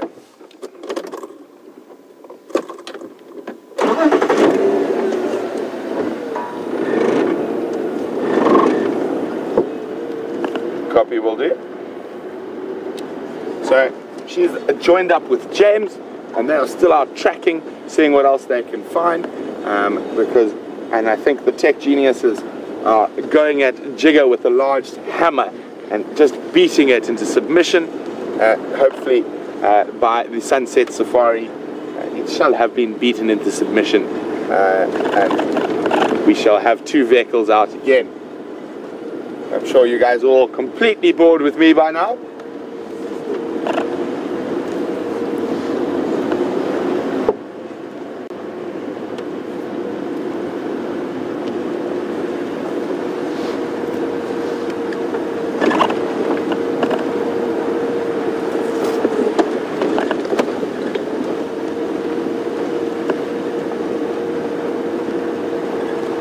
Obviously there's a lot of action going on, a lot of movement of lions all around at the moment, and Eric from New Jersey is wondering how that's going to affect the movement of leopard. Well, Eric, that's a fascinating question, and it's probably not going to affect them too much. The lions are going to be very focused on other lions now, so I think the leopards will just continue on as they normally do. So hopefully we can find some leopard tracks. I haven't heard of any leopard tracks. I just did get a message from those of you I know who follow all the different leopards around here. Vula has been spotted to the east of us, quite a long way sort of to the east of us, so he is still around, although we haven't seen him for quite a while.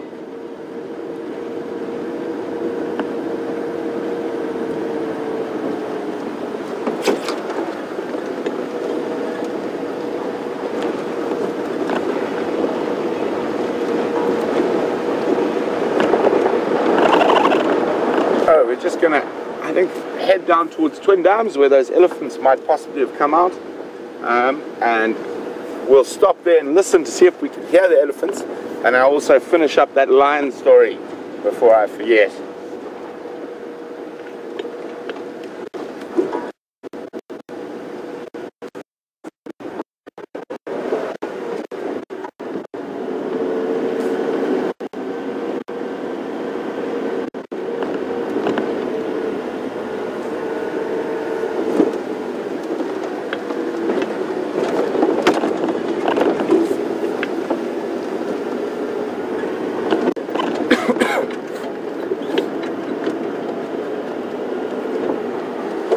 Okay. Oh. And off.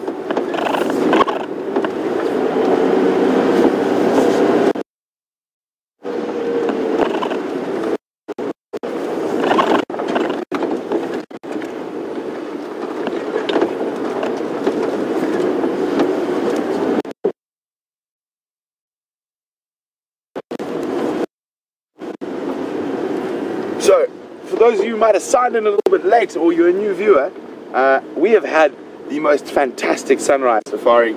We've been watching the beginnings of a male lion battle over territory. On the one side, we have the sort of young upstarts, the 5 Birmingham Boys, and on the other side, this sort of stately older gentlemen, the 2 Matimba males. 5 versus 2. One would think it was a foregone conclusion that the 5 youngsters would use their sheer force of numbers to bully the older boys. They, however, have not won this round. or it's actually difficult to say. I think it's almost a stalemate. But the Birminghams have definitely won. They are definitely far further south than we've ever seen them before, and scent marking and calling back. The Matimbas towards the end did push them back, and they are now probably about 2 kilometers apart. Bales lying up where we just left them, and the 2 Matimba males lying up to the south of us.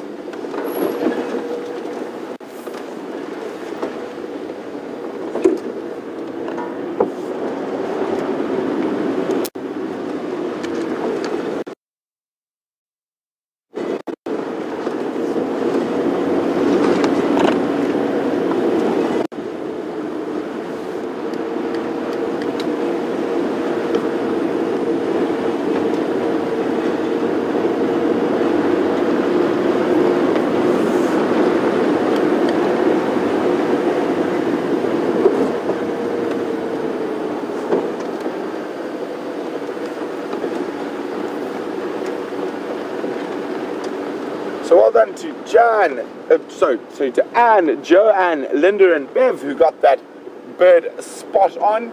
It was most definitely a Burchell's Kukkel.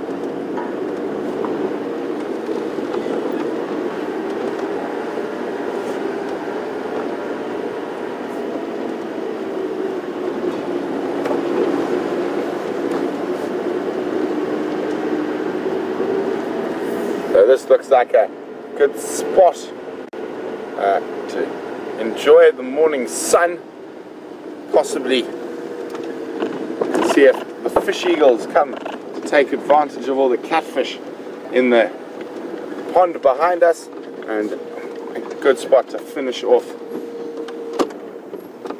that lion story.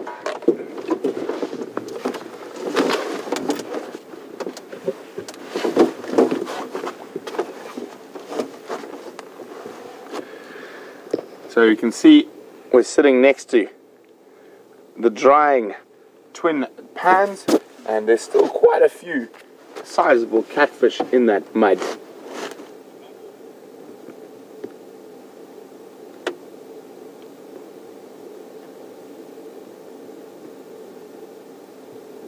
Also, if we have a look just to the left, there's quite a nice little Natal Franklin heading out onto those mud flats and just drinking out of the tiniest little bit of water that's there.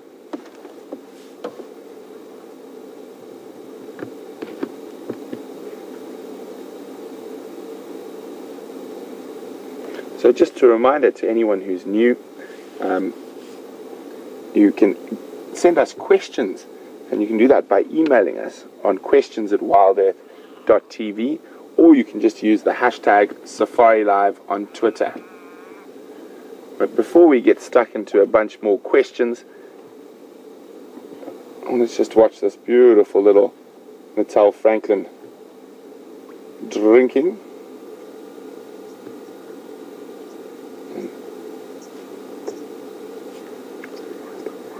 And you can see there's a grey go-away bird doing the same, trying to find a way in that mud to get to a little spot where it can drink.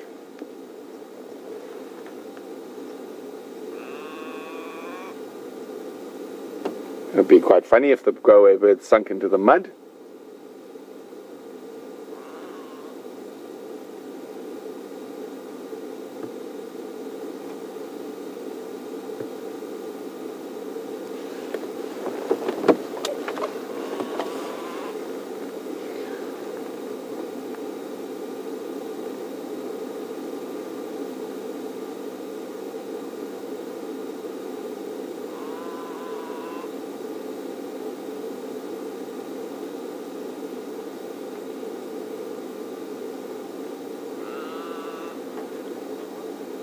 So,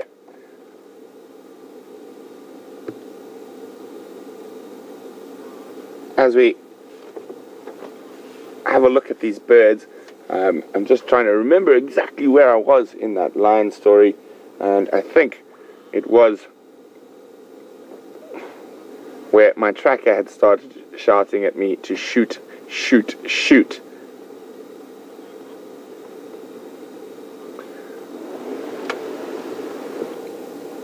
So just in case, we'll just do a quick recap in case there are some new viewers here who might have missed the beginning.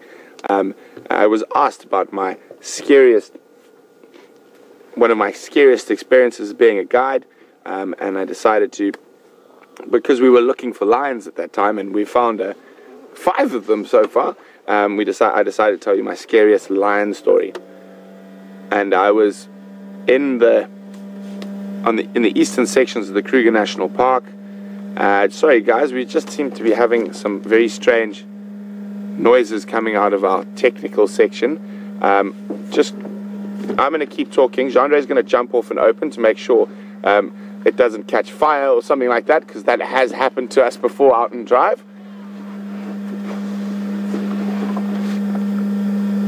We're not sure. There's a really... We're going to go across the tech loop quickly so we can work out what's going on. We obviously don't want to lose both vehicles in a day, so we'll be back with you as soon as possible.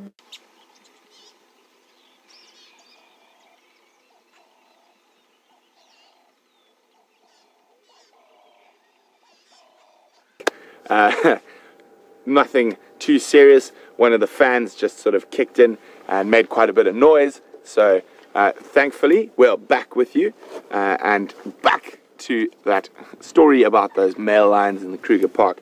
For those of you who might have joined a bit late, I'll give a little recap. So I had a full vehicle of guests, and we found these lion tracks going through into a drainage line, and my tracker, Glass Maramani, and myself jumped off the vehicle. I took my rifle out, and we walked down into the drainage line into these sort of quarry thickets, and we weren't very far from the guests, probably between 60 and 100 meters, but they couldn't see us, and we popped out of these thickets and we saw the whole mountain pride, which we used to call them, but Nat Geo made a documentary on called The Mega Pride, an incredibly huge pride of lions on the eastern side of the Kruger National Park. And while we're there, we saw them at about 70, 80 meters. Normally at that distance, lions will either get up and move away from you during the day, or they will sort of just watch you and to make sure you don't come closer. And at that time, there was 2 big males, part of the coalition of 4 that used to dominate over that area of the park. And we didn't see them all the time. They used to move quite often between the different prides that they were dominant over. And they also were quite hungry. They hadn't eaten in about a week.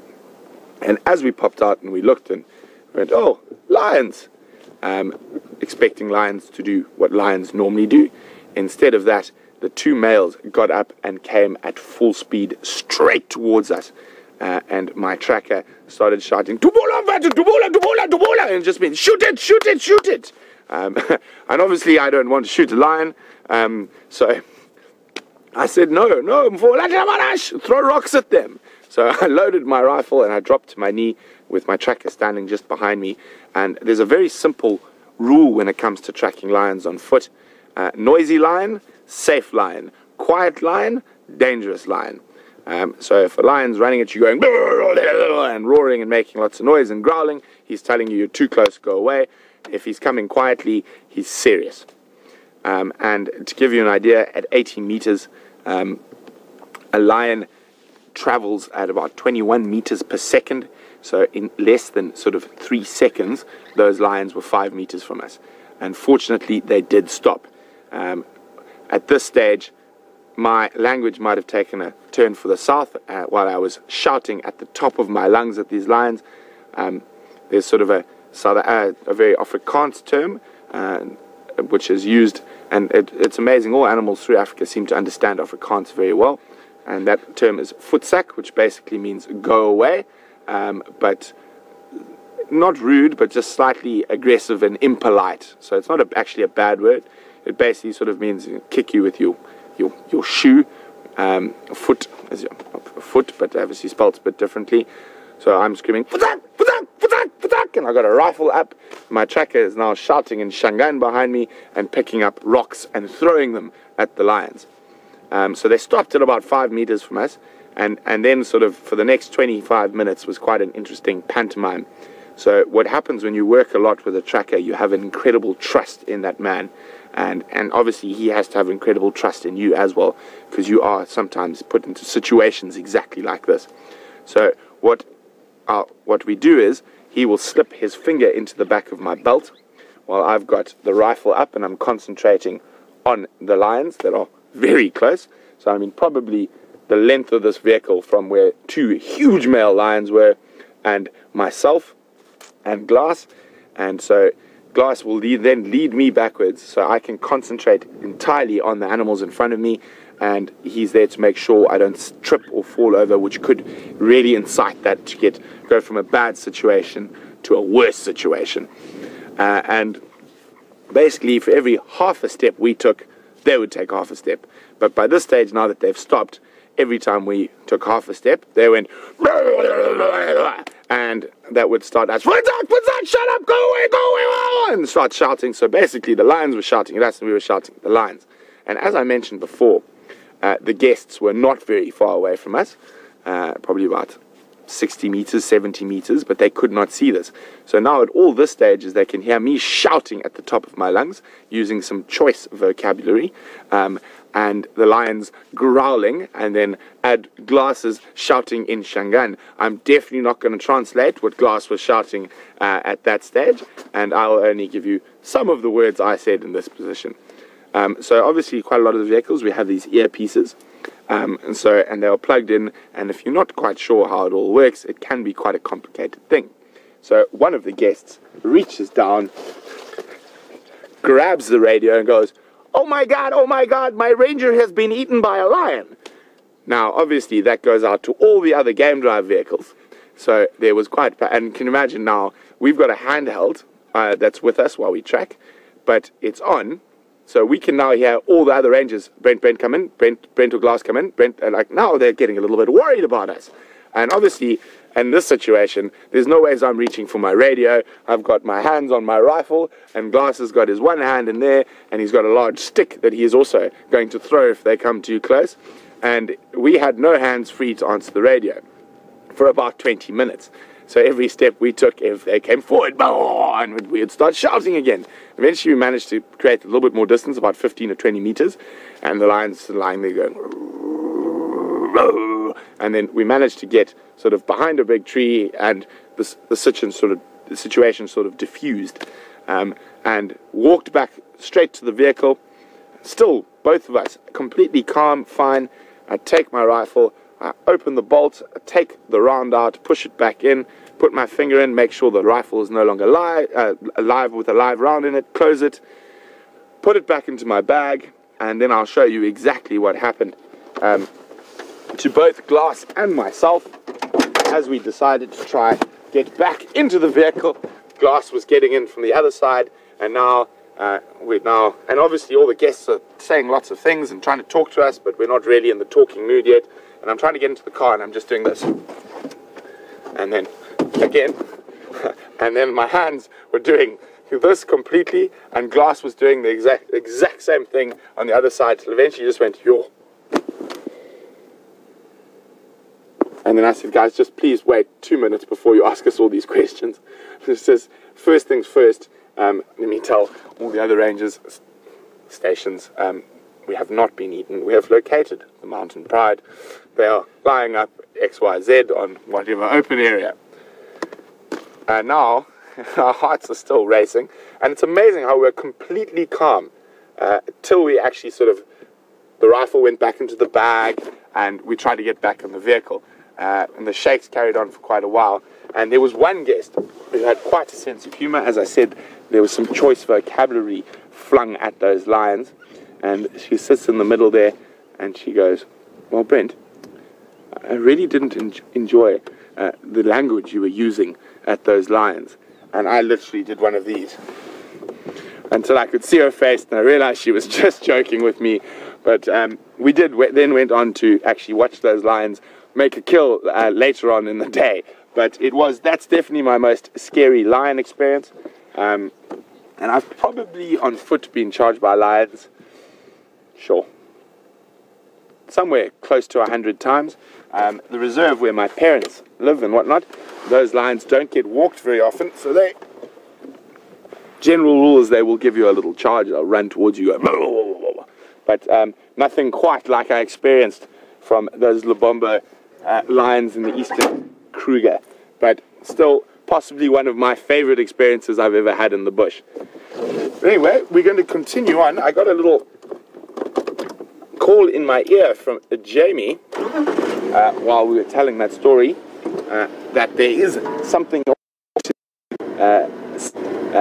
south and west of us. I'm not going to tell you what it is just yet, so we're going to start slowly making our way into that area. I'm going to get hold of Jamie on the radio now just to get that full update.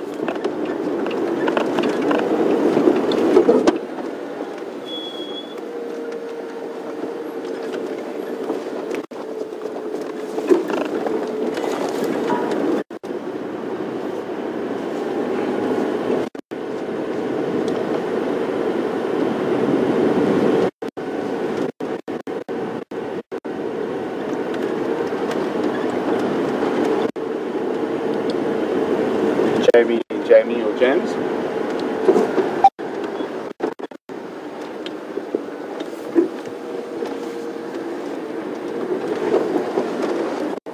Could you go from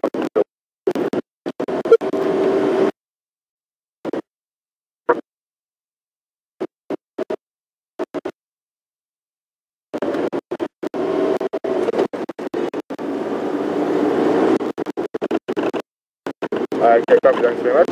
I'll make my way to that area.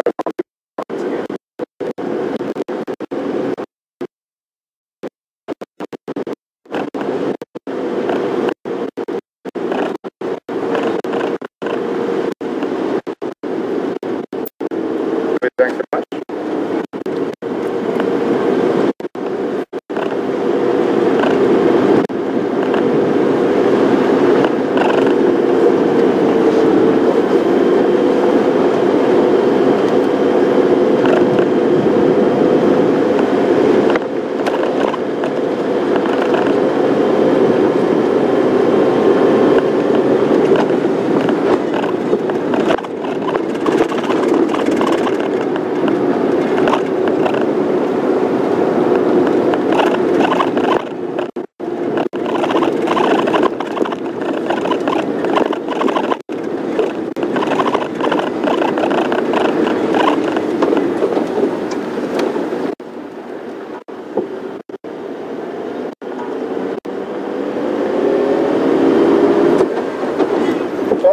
Big thank you to everyone out there who likes my stories. I enjoy telling them, and I've been very lucky at the amount of time I've spent in the bush. I've got a few more that I'm sure you guys haven't heard that you will hear over the next couple of months and on Game Drive. Elaine from New York was actually wondering, where has it gone now, if there was a story behind my scarf. My handsome scarf that I was wearing this morning, nice blue scarf here. It is actually not a scarf. I've decided to use it as a scarf. It is something called a kikoi, which is from East Africa. It is actually traditionally sort of a man's dress, and quite a lot of people in East Africa will actually go out to dinner wearing a nice fancy shirt and a kikoi and a pair of flip-flops. But they are wonderful. You can use them as dresses, you can use them as towels, you can use them as scarves, and I've got quite a collection of these kikois from my time up in East Africa, but I would probably say this is my favorite. I'm not sure why, I just think I like the color, but I do have quite a collection of them ranging from white and pink to bright red, so a very, very East African thing.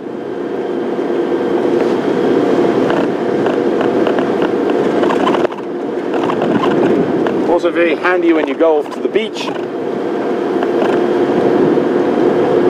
and I quite often use it when I'm not wearing it around my neck. I use it as a sort of dust cover over my camera. But obviously at this time of the year, being in the dry season, we are very, very dusty, especially when we're moving along these main roads and there are other vehicles driving around us. We do try to avoid the dust as much as possible. Obviously, we have a lot of sensitive equipment on these vehicles, but at this time of the year, the dust is just one of those things where we're not going to ever avoid. Let me just... So this, I'm quite certain, is tracks of the Matimba male hairy belly, who was mating with that Styx lioness yesterday, and they were mating in the middle of this road. For those who watched yesterday's safaris,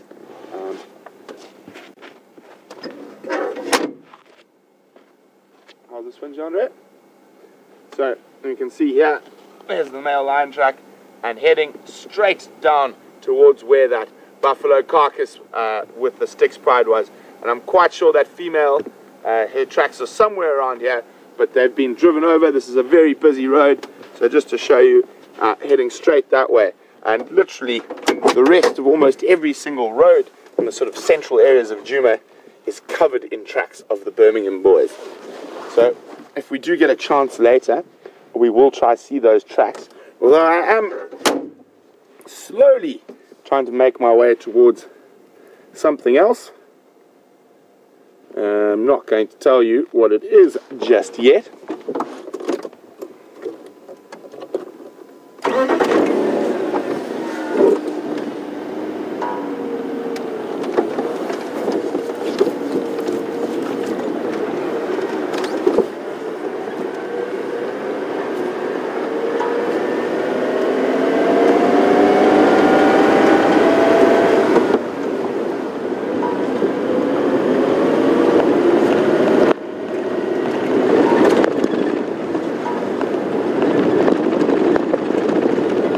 Keeping a lookout for any leopard tracks we might find. Those elephants didn't seem to have come out of that very thick block where we saw the tracks, so hopefully they'll be out for the sunset safari.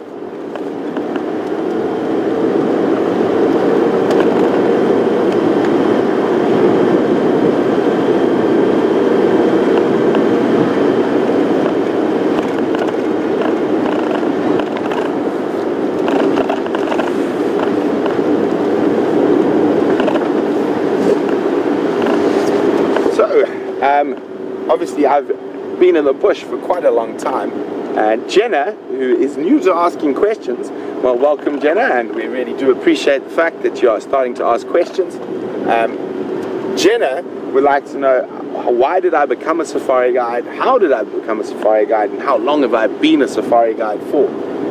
Well, Jenna, I pretty much grew up my majority of my life in the bush. There's pretty much probably nothing else I was meant to do in life than be in the bush and look for animals. My family was one of the founding members of a very large safari company called And Beyond now. It used to be called CC Africa, and specifically a certain part called Pinda Private Game Reserve. And we actually lived on Pinda Private Game Reserve as a child, so I was very lucky. I was there for the first introduction of lion into that part of Zululand. Oh, hello Piggles. Good spot, Jeandré. There's a female warthog with two little youngsters. Strangely enough, there, off they go. Those, I'm pretty sure, are the same three warthog that Jeandré and I saw get chased not that long ago by two male cheetah, and it's very, very close to where we were with those cheetah. So I think that's those same three that the cheetah had a dab at, but unfortunately for the cheetah, but fortunately for the Piggles, the cheetah missed. Sorry, Jenna, back to your question. So, while growing up there, basically what happened at Pinda is they took over old farmland and converted it back into a wilderness area, and reintroduced all the animals. So I was there when the first elephants arrived, the first lions, the first cheetah, the first rhinos and all that, and was actually fortunate enough as a young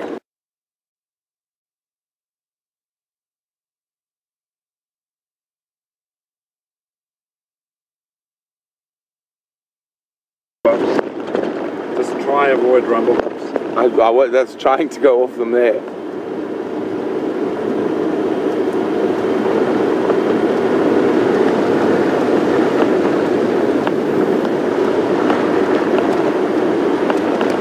It was the bumps on this road with this camera, the battery falls out.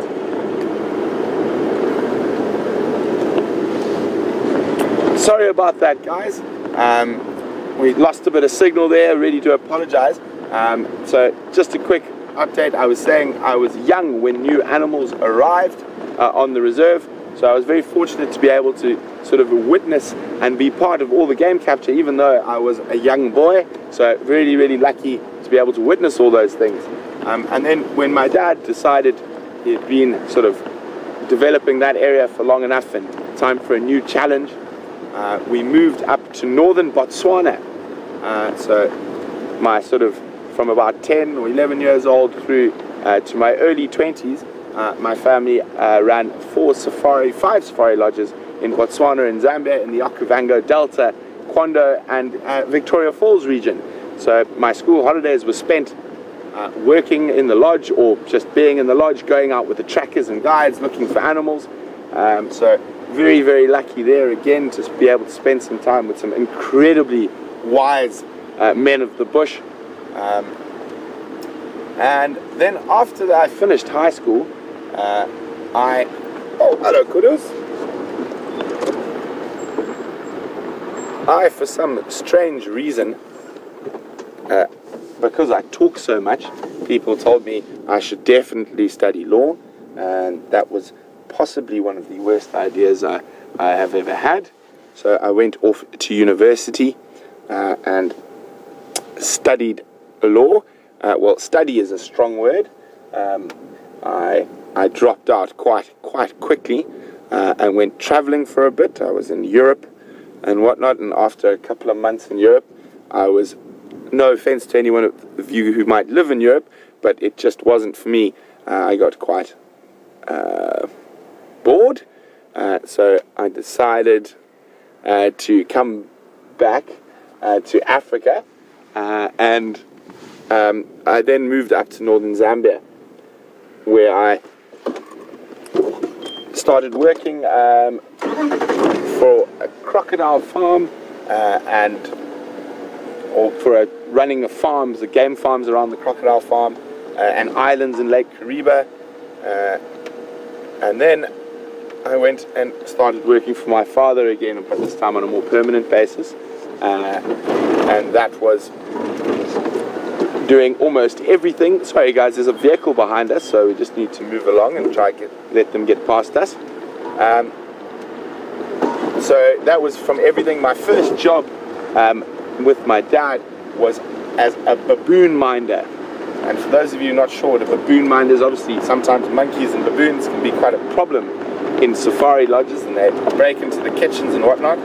So I was armed with a catapult and paid a whopping $40 a month, and my job was to basically keep the baboons out of the camp.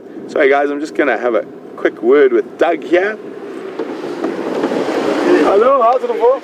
Are you heading off to Northern Link? What's the line up there? Okay, cool, thanks very much.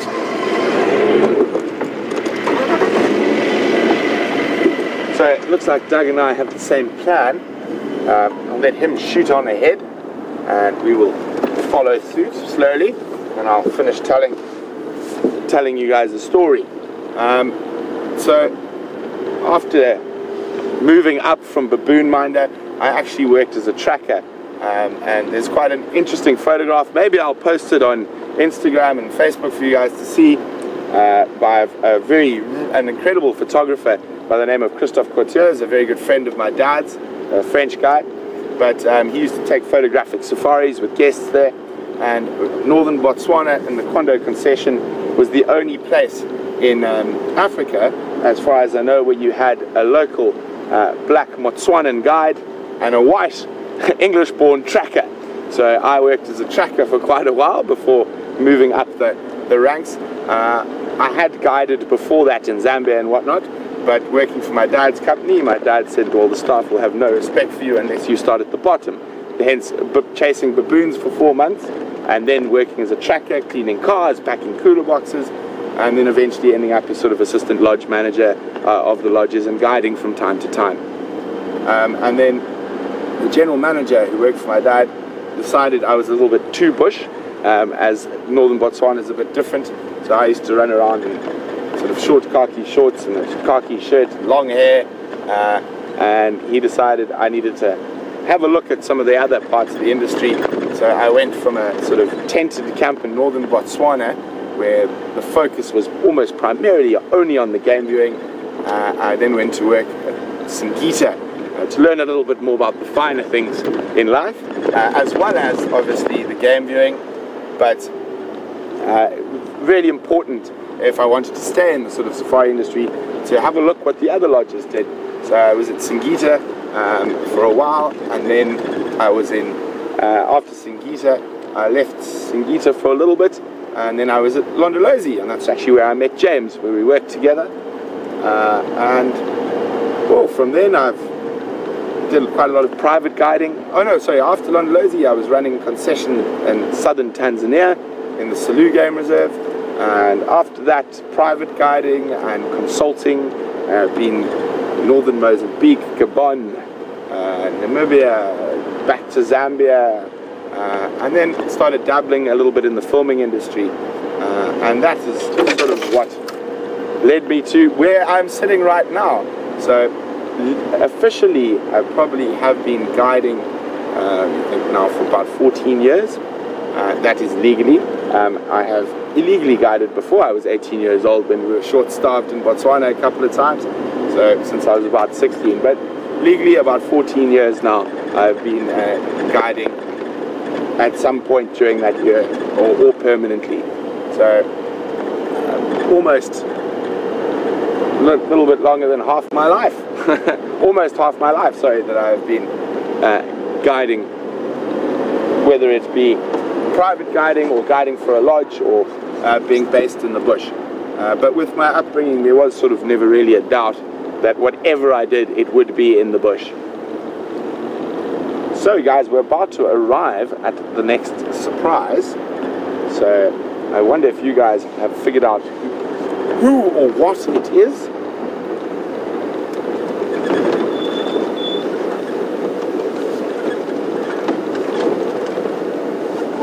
So I'm just going to be on the radio for a second or two just to establish exactly where it is.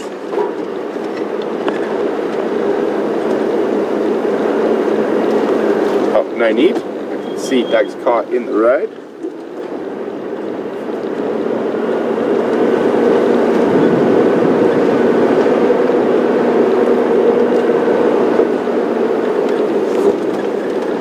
Okay, so those who were on the Sunset Safari yesterday would have spent some time with me as and Brian as we followed Shadow and Sindile, and now we're just coming to have a double check up on what happened. Probably not too much of that Diker carcass left from yesterday, but we will come have a look now. And it looks like they have hoisted it up into the tree. That's good news. It doesn't look like they are. Oh no, there is a leopard in the tree with the carcass.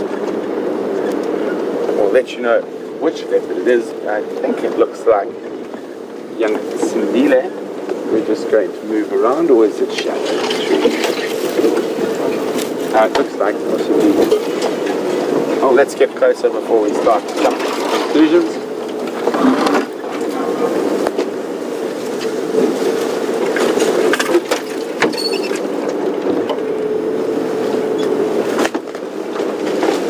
I think it is a Shadow up in that tree. Oh, and there's Sindile just in front of us on the ground.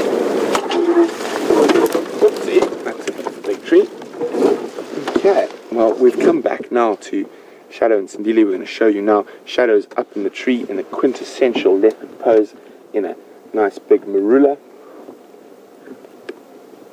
And the Diker, not much left, but is up in the tree as well. Stay calm.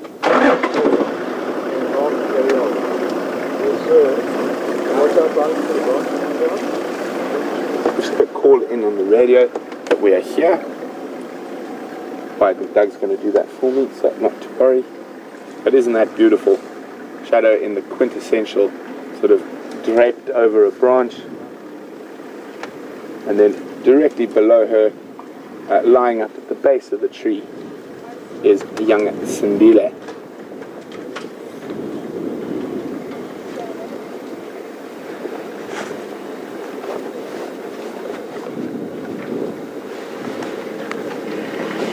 So there's Sindile lying up at the base, and Shadow high up in that marula tree.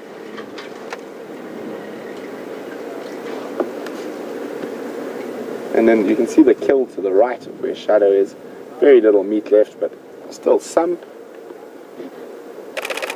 So guys, you should get some screenshots. Nice light this morning. So even though it is quite late in the morning, there's still beautiful light on the side of Shadow's face as she lies in that perfect pose. So that clicking away is me taking some photographs, and you can see that beautiful light as we're close up on her face, and she's quite tired and her eyes are closing. Got a nice belly full of duiker.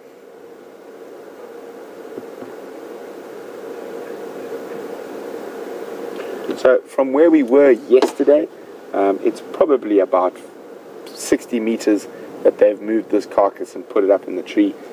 Even though there are some bigger trees close by, this is probably the one that's got the most comfortable spot for Shadow to lie in while the carcass is in the tree. But as it gets warmer, unless she's feeding, I'm quite sure she'll come down to lie on the ground, as at this time of the year, these marula trees offer very, very little shelter from the sun.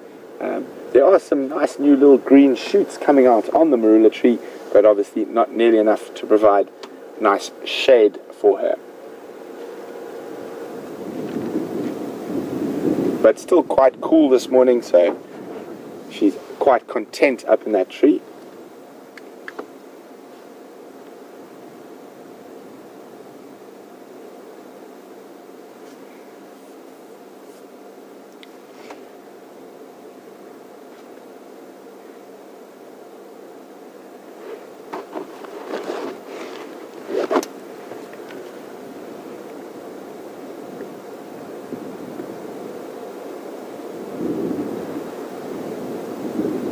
We can see she's got nice long eyebrows, not particularly, quite normal for a leopard. It's just that the light is catching them so wonderfully that they do look sort of quite strange. And this is, strangely enough, the first time I've ever seen Shadow hoist. I know Scott saw her hoist a kill quite recently. So interesting, maybe she is learning from the amount of hyena pressure she's facing, that it is better to hoist her kills and keep them away from the other predators.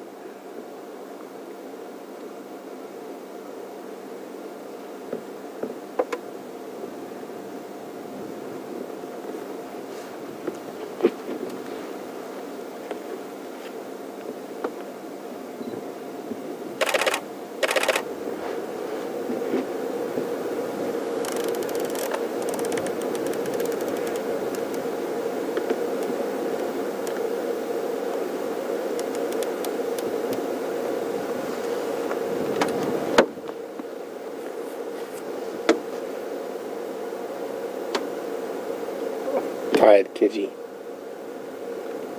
So she'll be quite content. Nice big full belly. Still a little bit of meat left, and I'm sure Sindile's had quite a meal of it as well.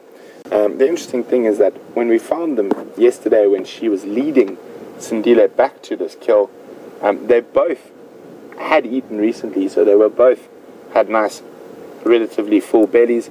So this is sort of a bonus meal, and like most predators, if there is the opportunity to make a kill, even when they are full, they will take that opportunity. They are opportunists.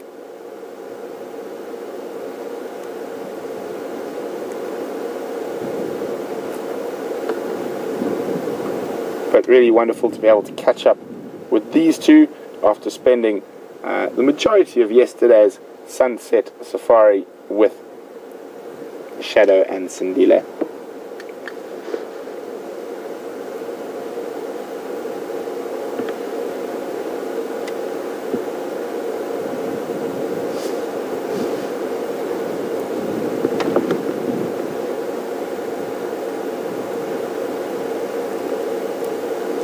There we go, you can see, I can't see most of the carcass. There's a little bit of meat left on the legs, maybe a little bit around the head. I can just see the ears from where I am. And we noticed yesterday, we watched Sindile pluck quite a lot of fur. It's going to be very difficult to see how much he plucked now with a carcass like that. But he would have only plucked really the areas that he was interested in opening first, and probably around the shoulders a bit and the neck where there is quite a lot of meat. And what they will often do is then now feed from where they've opened. They will feed, and slowly as they feed they might pluck more if necessary.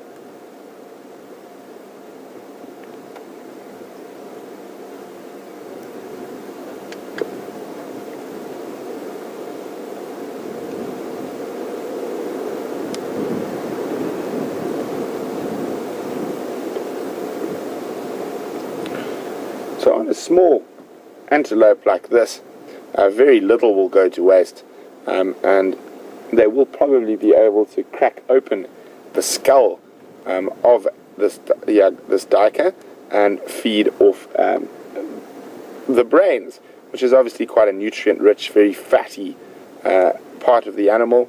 On bigger prey, they're probably not going to be able to, but in this situation I'm quite sure they will eventually get to there. I can't see whether the skull is still intact.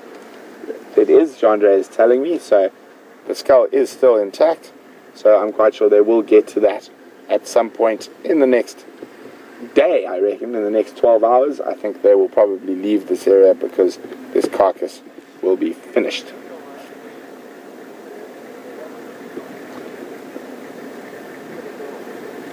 And there we go, you can see that the skull's still there. Female duiker.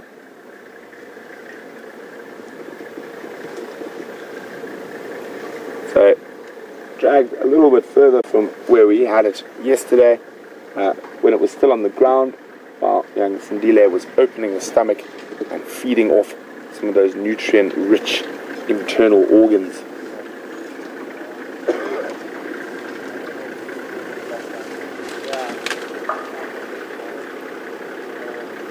So, I know James is discussed in Scott, and I know myself, but why we often find leopards prefer to sleep on the ground. You can see Shadow moving around there.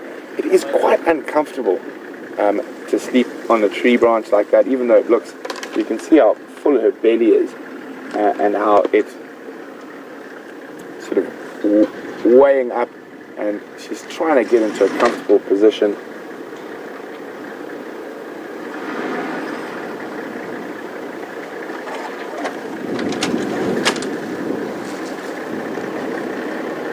Just saying hello to Cedric, who's just arrived. Hi there. Yep, keep going. Oh, this might be. Yeah. Oh, okay. Thanks. So Cedric's just arrived. He's come to join us, and this fantastic sighting.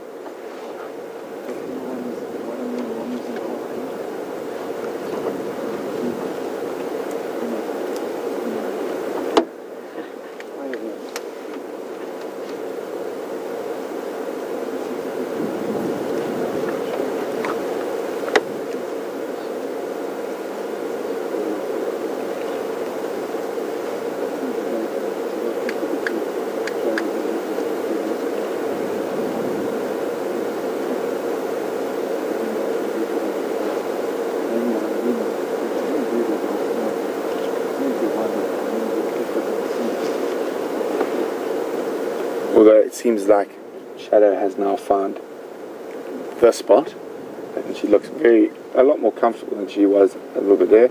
It seems like she's managed to get most of her fat belly to the left-hand side, and so not sort of spread over the whole branch. Now, we've been having quite a few close-ups of paws of different cats recently. So we've had a good look at cheetah, the claws and paws, and we can see how the claws of the cheetah doesn't fully retract like lion and leopard. And then last night we had a really good look at those lion paws, and now we've got a leopard paw. So in terms of structure, far more similar obviously to a lion, but a lot smaller. The claws on the leopard is probably a lot sharper than on that of a lion, and obviously from climbing up trees all the time, and they will tend to look after their claws quite a lot, so they will clean them, and you'll see them scratching up against trees. All sort of good, healthy maintenance on a very important facet of a leopard's anatomy. And obviously if we now go through those 3 cats, how incredible is that? We've had 3 of the big cats in the last 3 days.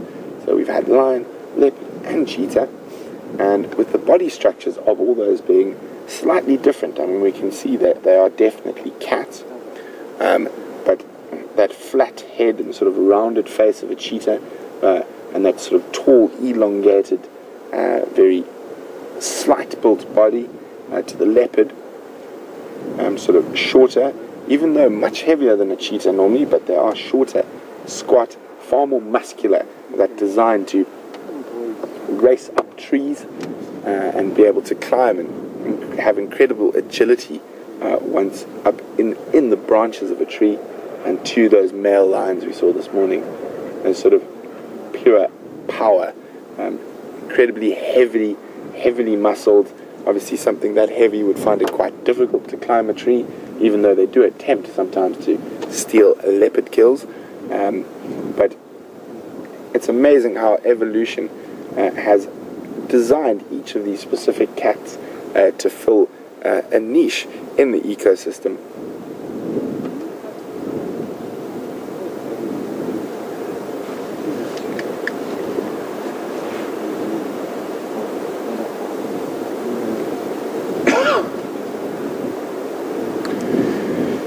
So we see a shadow lying up high, and Jody from New Mexico is wondering, can Sindile climb that high? Jody most definitely, and higher. He's probably been able to climb well beyond that since he was about just over 3 months old. Yesterday on the Sunset Safari we saw him jump for joy into actually quite a difficult tree to climb, a small terminalia or silver cluster leaf, and that would have been far more difficult to climb than this nice big marula tree that a shadow is lying up in at the moment. And you'll probably find he has been up there feeding. He probably just couldn't find a spot comfortable enough to lie, so he's chosen to come down and sleep off his part of the meal on the ground.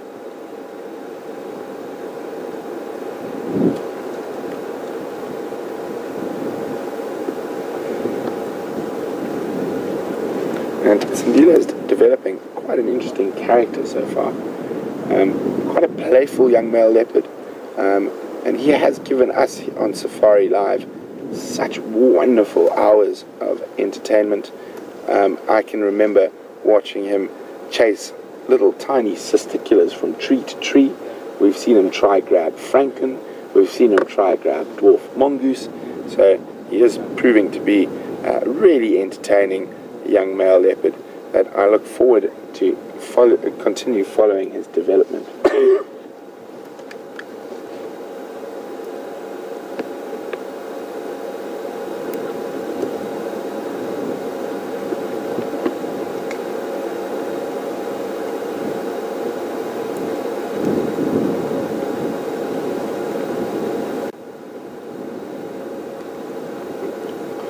So over the last month or two, we've been listening to quite a lot of territorial disputes between lion and leopard.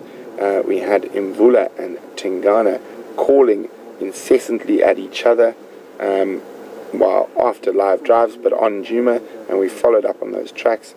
And then recently, Scott was with Tingana and the Anderson male doing the same.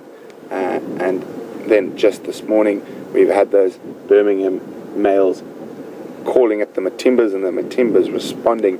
So Dr. Devi is wondering, with all this vocalization, how does it affect the other species or other animals of the same species in the area while the males are going at it, so to speak.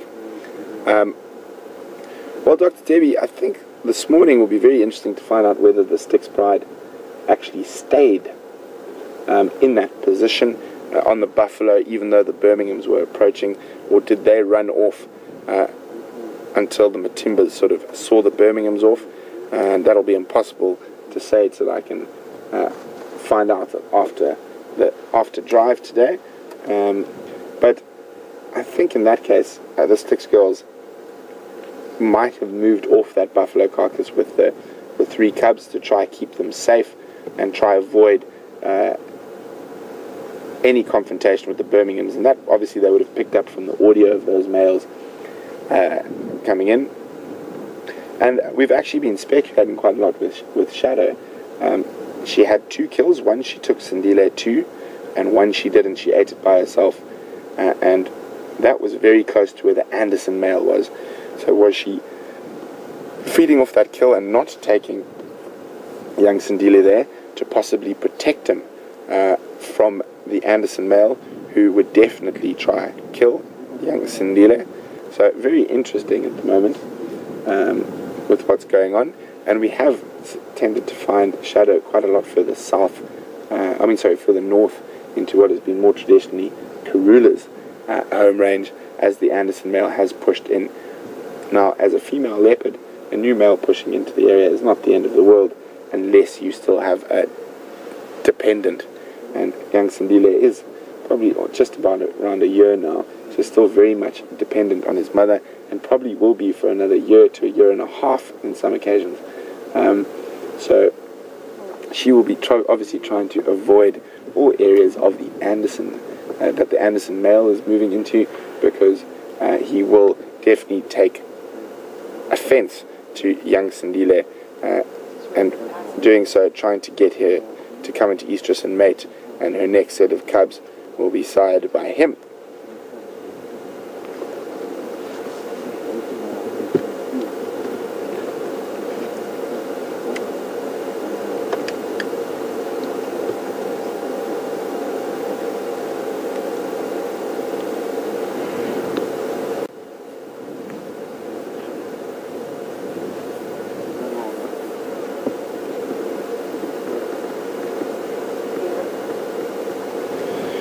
So we've got quite an interesting. Oh, just checking what she's looking at quickly. But as we look at Shadow there, Tyler's wondering how strong is a leopard's jaws in comparison to the other big cats, crocodiles and hyenas. Well, I would say out of the big cats that we get here, they are number 2. Lions obviously have by far the strongest jaws, followed by leopard, then cheetah being at the bottom. In terms, if we add crocodiles and hyenas to them, both crocodile or hyena will even be stronger than a lion, and so will a crocodile. So in terms of all of that, leopard will be second last, but in terms of the cats, it's right in the middle. But hyena being number 1, crocodile 2, lion 3, leopard 4, cheetah 5.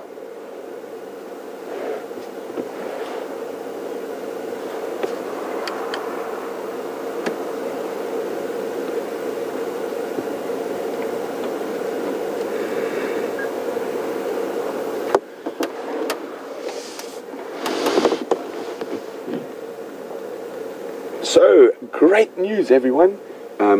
Alex and Eugene, the technological geniuses that understand things like maths that I have no idea about, have managed to get Jigger up and running. So we're going to cross across to Jamie quickly to see what she's been up to this morning.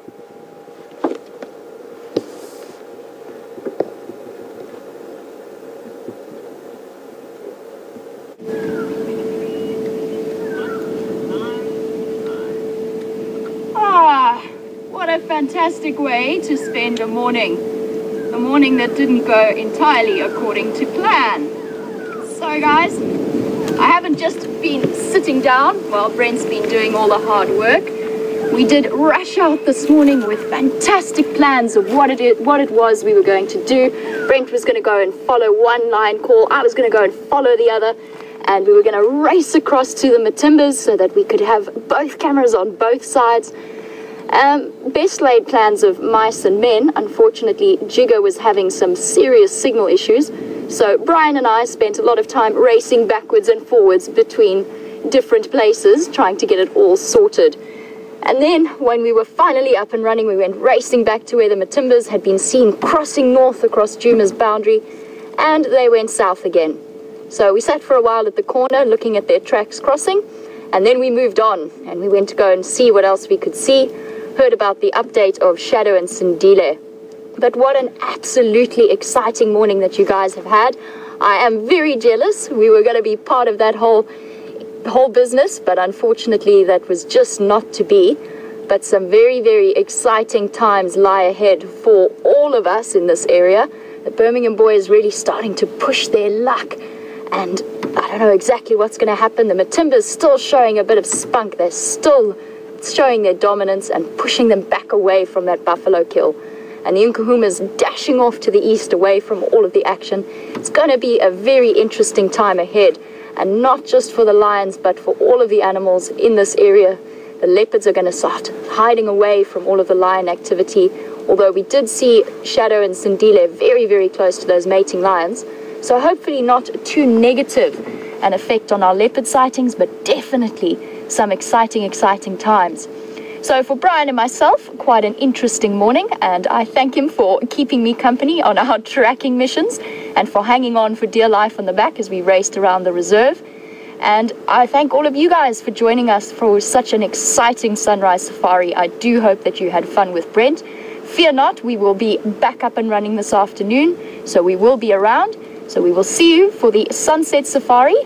Back to Brent for the last few minutes of an exciting sunrise safari.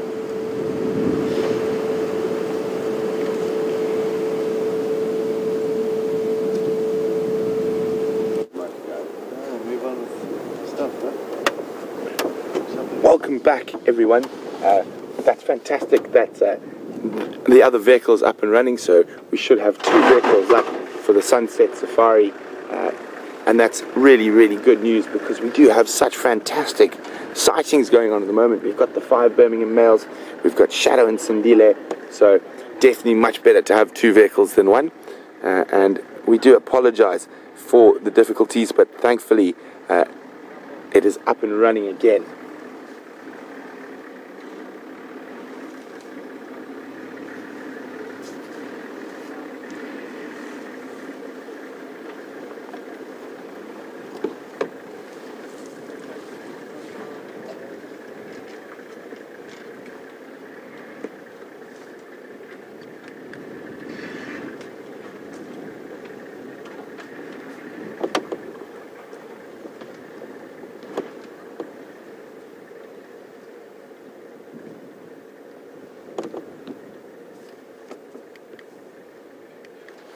So guys, as we come to the closing of drive, it's been such a fascinating and interesting drive today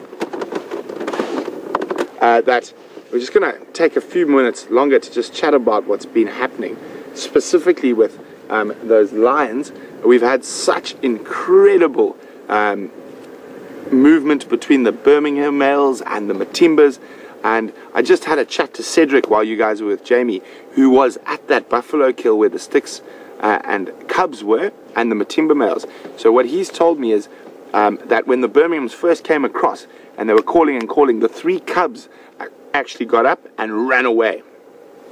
And then, because the Matimbas, remember, ran away from the Birminghams initially, and so the cubs then ran away. The lionesses stayed feeding on that buffalo carcass, and then all of a sudden, when the Matimbas decided to sort of roar back and run towards the Birminghams, and the Birminghams turned around and ran away, about an hour after that, the cubs did actually come back onto the buffalo carcass. So they're all fine and safe and feeding on that buffalo. So that's really good news. And thanks a lot to Ced for keeping us updated with what was going on there. But as I said, great news that we have both vehicles up and running again. So we'll have 2 vehicles out on the Sunset Safari, and I'm quite sure someone will definitely be going to follow up on those lines, and someone, I'm sure, will come have a look at this magnificent sighting we have right here with Shadow and Sindile. At the moment, Sindile lying down at the base of the tree, and Shadow lying up in the tree, very little left of the duiker carcass, but it has been a spectacular morning, and what a fascinating time to be in the Sabi Sands, and specifically in this area of the Sabi Sands. So we're going to have a lot of animal movement, specifically with those lions now. The Birminghams have laid down a challenge, and it'll be interesting to see how the Matimbas respond. Oh, Sindile's up. Maybe he'll climb the tree. Or not.